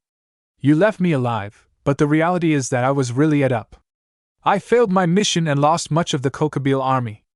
I never had a relationship with Grigori. I simply had no choice but to infiltrate this place, Raynare commented, remembering how Azazel trapped her. A desperate measure, ISSEI stated, watching as the woman's hair swayed in front of his eyes. Yes, that's the right way to describe it, Raynare commented with a slight smile. After that, Azazel got me and I made a deal with him. He would offer me his protection as long as I helped with one thing and gave him information about our leader, Kokabeel. Who is Kokabeel? Don't interrupt, Raynare reprimanded him. At the time no one knew that a cadre was behind all those killings. The lack of evidence led us to a court, where they found Kokabeel not guilty. That same night, Kokabeel disappeared without giving any reports. Days passed, there was no news of him, and finally Kokabeel was recognized as a criminal for deserting amidst suspicion. That made me expunged of my crimes, as long as I do not disappear again from Grigori without authorization. I owe my life in large part to Azazel, who always spoke on my behalf. The fall concluded, much to ISSEI's astonishment. I guess it hasn't been easy, was all he could think to say at the time, bringing out a small, but visible smile on Raynare's face. The first week was a pain in the ass. But the people in this town are so warm and welcoming that they make you a part of them before you know it, Raynare replied. Yeah, I could see that. ISSEI couldn't help but smile. Even Azazel seems like a nice person, despite those habits of showing up at other people's houses unannounced. He showed up at your house? In my bedroom, to be more precise. Did you get scared? Just scare me? The guy showed up lying on my bedroom ceiling. I almost scared the shit out of myself. Raynare laughed after what she heard. ISSEI was a little surprised after hearing her laugh. It wasn't the fake laugh Yuma-chan used to use, or that bloodthirsty, crazy laugh that was so characteristic of her. Now it was a normal laugh, a strangely pleasant and contagious laugh. ISSEI began to laugh along with her, though it didn't take long for them to stop. So, a somewhat conflicted smile graced Raynare's face. In a week's time you'll fight that guy for Rias Gremry's hand? ISSEI's face became a bit serious after hearing that question. I always get the hard way, ISSEI commented to no one in particular, and Raynare had no choice but to agree with him. That means bygones are bygones. Raynare's sentence was somewhat abstract, but ISSEI understood it perfectly. In this case, the brown-haired man did not respond. He left everything to Raynare's imagination. The silence made it evident that he would hardly forget what happened between them. It was for that very reason that she peeked her upturned face from under the mattress, receiving a confused look from ISSEI. I know it's useless to say it, but... Raynare averted her conflicted gaze for a short second, gathering enough courage to say the next words. I'm sorry. ISSEI looked at her with wide eyes. Honestly, he hadn't expected her to apologize, and it didn't even take a day for her to do so. Good night. Raynare knew that waiting for a response was kind of pointless, so she settled back on top of the bunk. ISSEI just stayed silent, thinking about those words. But they were not just words. When she apologized, he could feel it. He could feel that it was not a meaningless apology, devoid of meaning, devoid of emotion. She really seemed to be affected by what she had done. ISSEI thought about it for several seconds, until he closed his eyes. "Good night, Raynare," he said in his thoughts, giving himself over to the absolute darkness of dreams. _line jump _ Grigori Forests. The next day. "Come on! Come on! Hit harder!" Raynare encouraged him with a wide competitive grin, stopping all of ISSEI's punches with her hands. "What are those punches? Are you a girl? You're a girl!" ISSEI shouted angrily, punching as hard as he could. Finally, Raynare caught his fists and pulled him closer to her in a way that could have been described as provocative by many, as their faces were only inches apart. "That's right. A girl is kicking your ass," she commented, then shoved him. "You don't know how to hit, that's the problem," she commented, crossing her arms. "And aren't you supposed to be here to tea?" ISSEI couldn't finish his rant, as Raynare moved to his side and grabbed him by the waist without mediating words. "Let's correct your stance." ISSEI's anger turned into something else entirely as the woman plastered her body over his back. They were both sweaty and wearing extremely light clothes, so the rose of damp skin was felt more than anyone would think. "You have to move this way," Raynare commented, starting to move the limbs of his body. "Hey," commented the Korean to his American friend, looking at the situation. "I guess it was UAL tension after all." The other man just nodded, while Rick watched them from another end with a satisfied smile on his face. "Apparently I was worried for nothing." The hours of training passed quickly, where ISSEI was always by Raynare's side, who had no problem teaching and helping him in any way she could. In fact, they both looked happy. The first break finally came in the form of lunch and everyone gathered for some sandwiches, and ISSEI had the chance to meet his other two teammates with whom he hadn't had the chance to talk. "My name is Alan Sanchez. I'm Argentinian," commented the American, finally revealing his identity.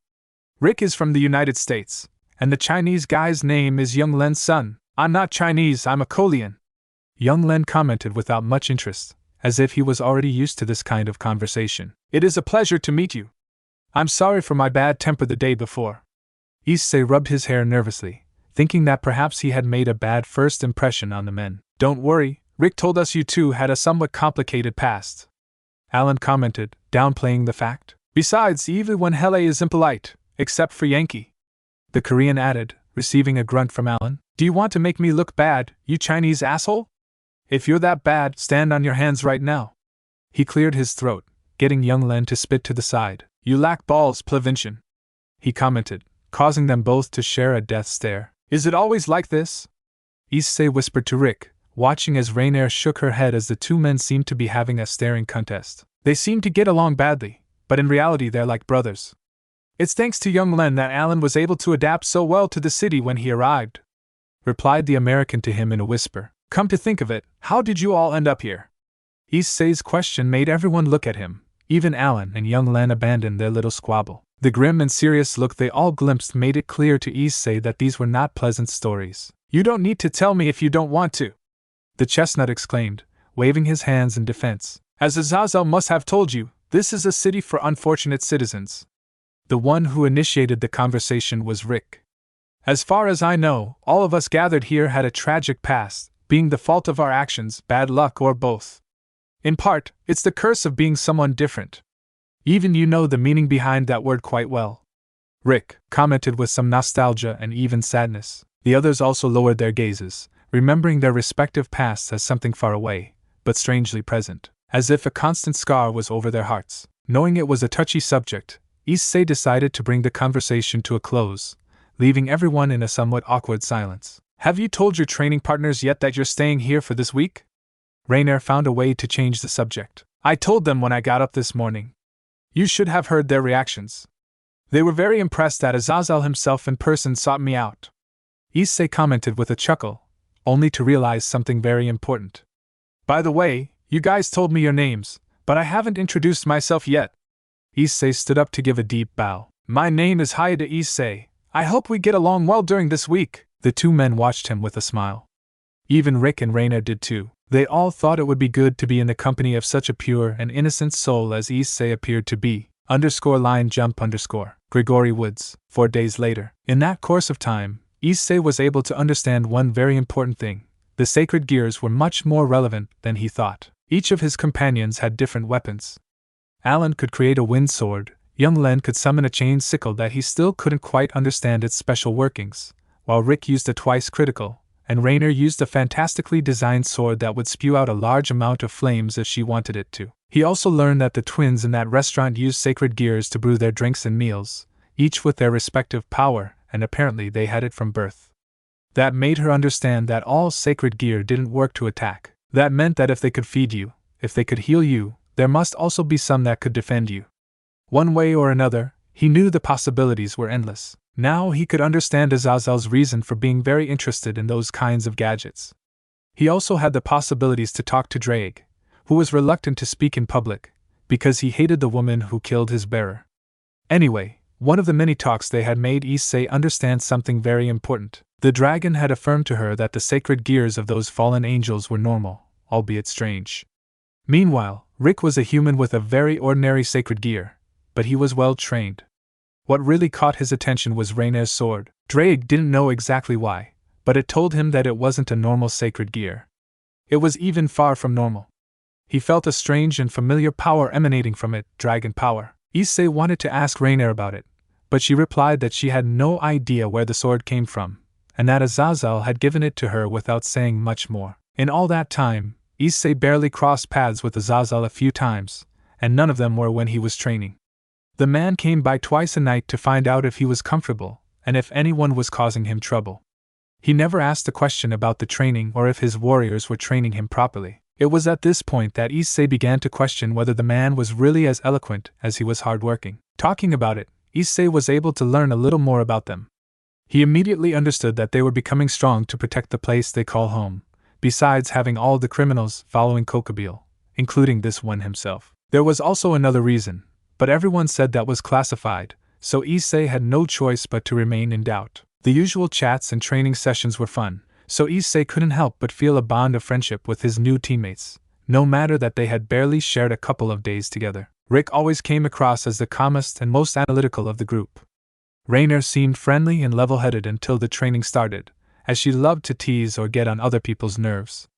Well, there was no way to describe him. You never knew if he was joking, was relaxed, or if he was angry. Meanwhile, young Len came across as the most serious person in the group, until he started talking to Alan. All in all, Rick seemed like the big brother who should be guarding and making sure his little brothers didn't fight with each other. At least, that's how Azazel liked to see it, who often watched them from one of the many cameras that are monitoring Grigori. It is obvious that Azazel only used them for gossip, never for work or for the safety of the city. Although the link that undoubtedly helped him the most was Raynare.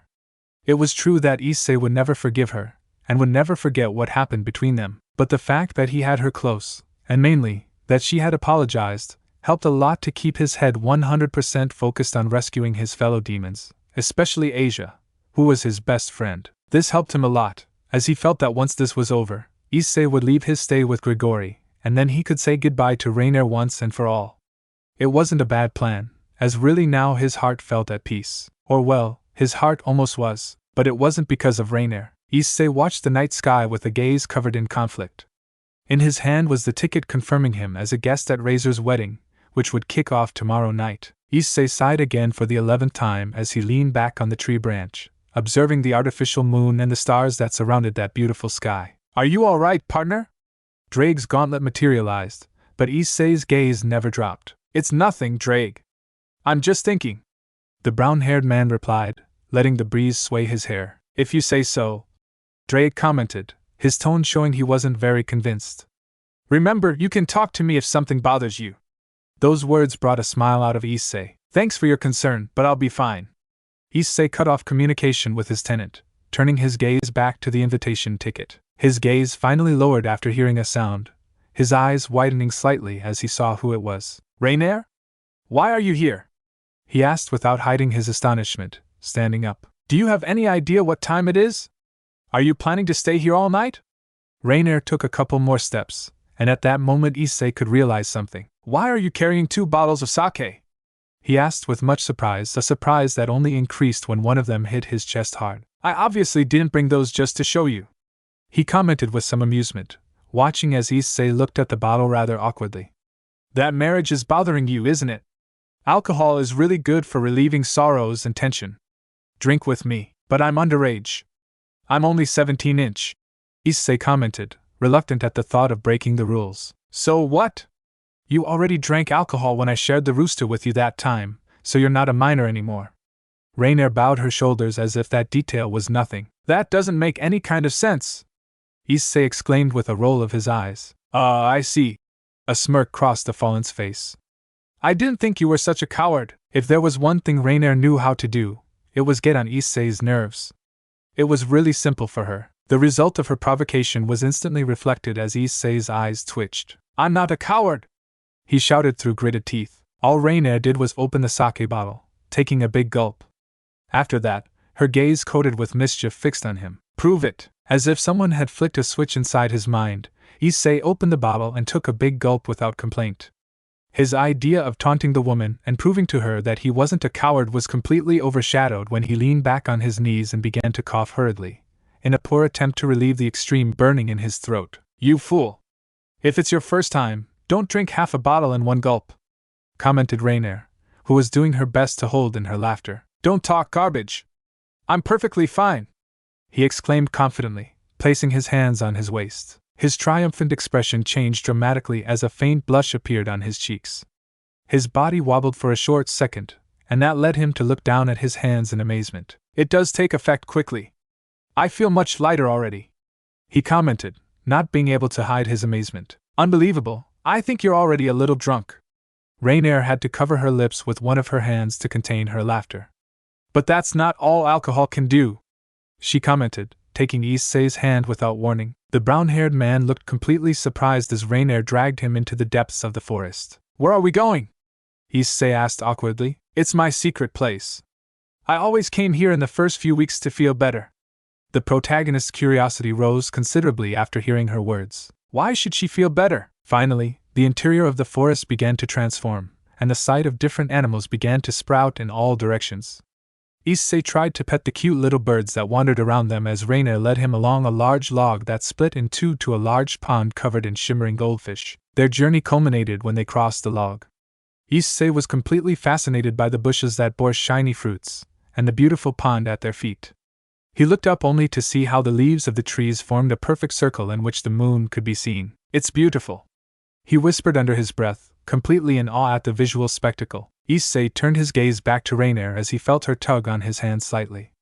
It was very hard to deny that she looked beautiful in the moonlight and all the gorgeous decorations surrounding her. But what shone the brightest about her was undoubtedly that beautiful smile. It was not a fake smile. It was not an evil smile. It was a true smile that reflected many feelings. Now Raynare didn't look like someone empty and evil. Now she looked like a girl covered with feelings and sympathy that made her look even more gorgeous and cool than he remembered. Issei shook his head hard as he noticed he was thinking stupid thoughts. Why did you bring me here? He asked, ignoring those feelings. He chalked it up to his half-drunkenness. For you to distract yourself? For your mind to rest, she commented, sitting down on the edge of the pond, and Issei was forced to do so as she didn't let go of his hand.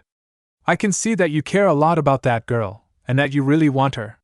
She was obviously very wrong, but she didn't have to know that. I could tell you were really worried, so I wanted to help you out a little. Are you saying you're worried about me? Issei decided to tease her a little to try to change the subject. But surprisingly, a serious expression graced the woman. Of course I care about you, the woman stated, leaving Issei a bit shocked. I can understand that my concern is the last thing you want, but… Raynare lowered her gaze, giving a small sigh covered in annoyance. Listen, I'm sorry. The foal felt that was the only thing she could say. Again, Issei had to be surprised. It was the second time the woman was apologizing, and again she looked very stricken. Issei wordlessly removed his footwear to dip his feet into the pond, then leaned his chin on his hand. So, did you come here to feel better? Issei started a new topic of conversation, without even responding to the foal's apology. Something Raynare expected, so she didn't come across as sad or upset. Did you ever do a lot of bad things and tell yourself it was okay to mentally cover up for yourself? You know, those typical kid shenanigans? She commented, placing her bare feet in the pond as Issei did. Yes, several times. Issei smiled at the memories. My parents scolded me a lot for those things. They both laughed, without first taking another drink of sake. Well, I did a lot of those pranks. I knew they were wrong too, but they weren't childish pranks. Issei shut down her idea, receiving a nod from Raynare. I convinced myself, I killed my own soul thinking that was the right thing to do, that was the only way. Raynare took a large gulp of sake as she paused. But in the end, there will always be someone to scold you and make you see how wrong you were. I guess Azazel does do his job from time to time. ISSEI teased, earning a chuckle from Raynare, a chuckle that he went along with. They stood laughing for several seconds, until their laughter slowly began to die down. Silence once again reigned between them, but this time it lasted only a short second. This is a good place to drown your sorrows, worries, and shit. It's probably the only thing we'll agree on, ISSEI commented, raising his bottle of sake. Amen to that! Raynare exclaimed sympathetically as she clinked her bottle with his, causing the two to share a long drink. Raynare's cheeks tinged a little red, while ISSEI's blush intensified. They both let out a long, drawn-out sigh of pleasure as their lips parted from the bottles, only to share a shy chuckle. Both ISSEI and Raynare looked up at the night sky, or more specifically, the beautiful moon hovering above them. You know, all this week I've been meaning to ask you, Raynare commented, either of them taking their eyes off the moon. Do you think it's right what you're doing? I mean, if she doesn't love you and if she loves that guy, then you'd be hurting her. I understand where you're going. ISSEI interrupted her. It's funny that you were the first one to ask me something like this. I guess everyone else thinks you have a solid motive, and that's why they didn't want to ask you. And why do you do it? Just out of curiosity. You're lying. It's out of concern. I thought you didn't like me worrying about you. I like being lied to even less. I see, you're a very complicated guy. You think so? No, you're just an idiot. Thanks. Has the alcohol already gone to your brain? I'm not having a brain stroke that I know of. Stop talking shit. They both began to laugh. Either of them had stopped staring at the moon for even a second. After several seconds, the laughter ended and ISSEI's gaze became serious after taking a swig from the bottle. Tell me the truth. You don't care about Rias, you care about the battle, ISSEI commented, and Raynare lowered her gaze to face him, curling her knees under her chin. Can I be honest with you? She asked, resting her cheek on her knees. Of course, ISSEI commented without even looking at her. You're far from rivaling against any high-class demon. That's what worries me, she affirmed, placing the bottle to her lips. I know. But I'm hopeful that will change tomorrow, he replied, focusing his gaze on Raynare for the first time in a while. And what makes you think it will make a difference one day? She asked with much curiosity. If it hadn't been for the deep talk, ISSEI would have been unable to stand how tender and sweet she looked in that pose, obviating that the bottle pressed against her lips was one containing alcohol. Because I will learn a very destructive new technique, he commented, unable to help but hide his smile. Oh yeah? That sounds impressive, she commented, sticking out her tongue to take the last few drops that came out of the bottle. Do you think that and the help of your little blonde friend will be enough to stop an high-class demon?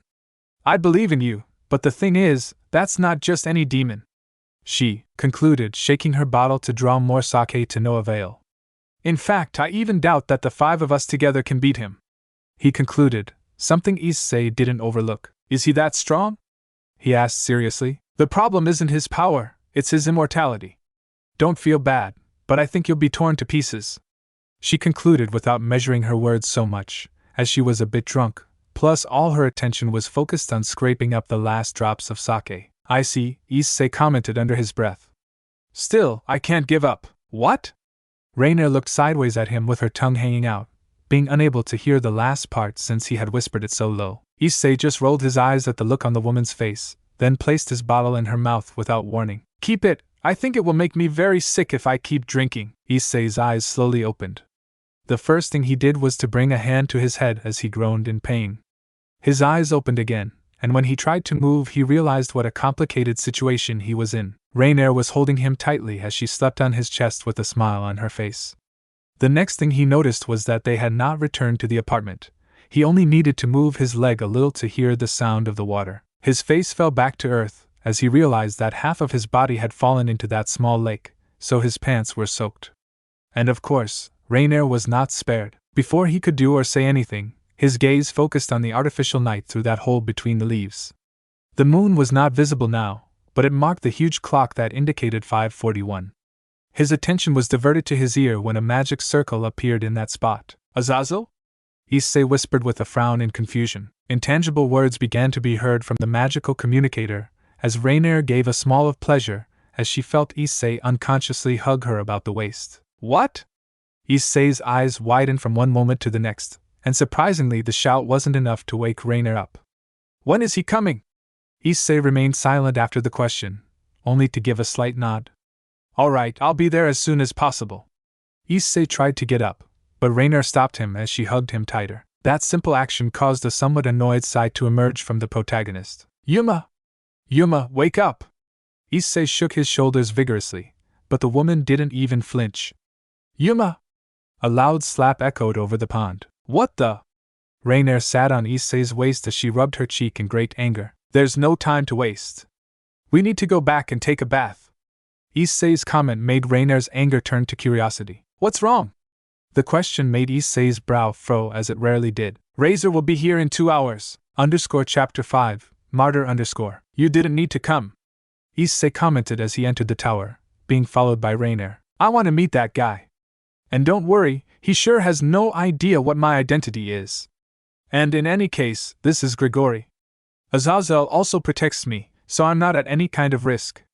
Raynare commented as she followed closely behind him. The small hallway turned into a large room with different armchairs surrounding a large round table. The walls were covered with very large pictures, and all of them featured a cadre with his respective name. You are just in time, commented Azazel, who was cross-legged on the table. Don't you think you could warn us earlier?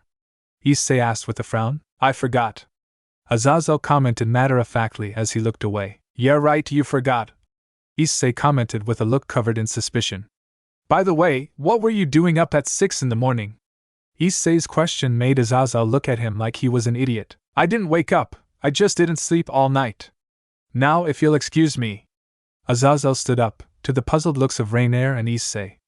I have an appointment to keep as my pillow. What the hell were you doing all night? ISSEI asked with a roll of his eyes. I was with my lovelies. I let them attend to our guest.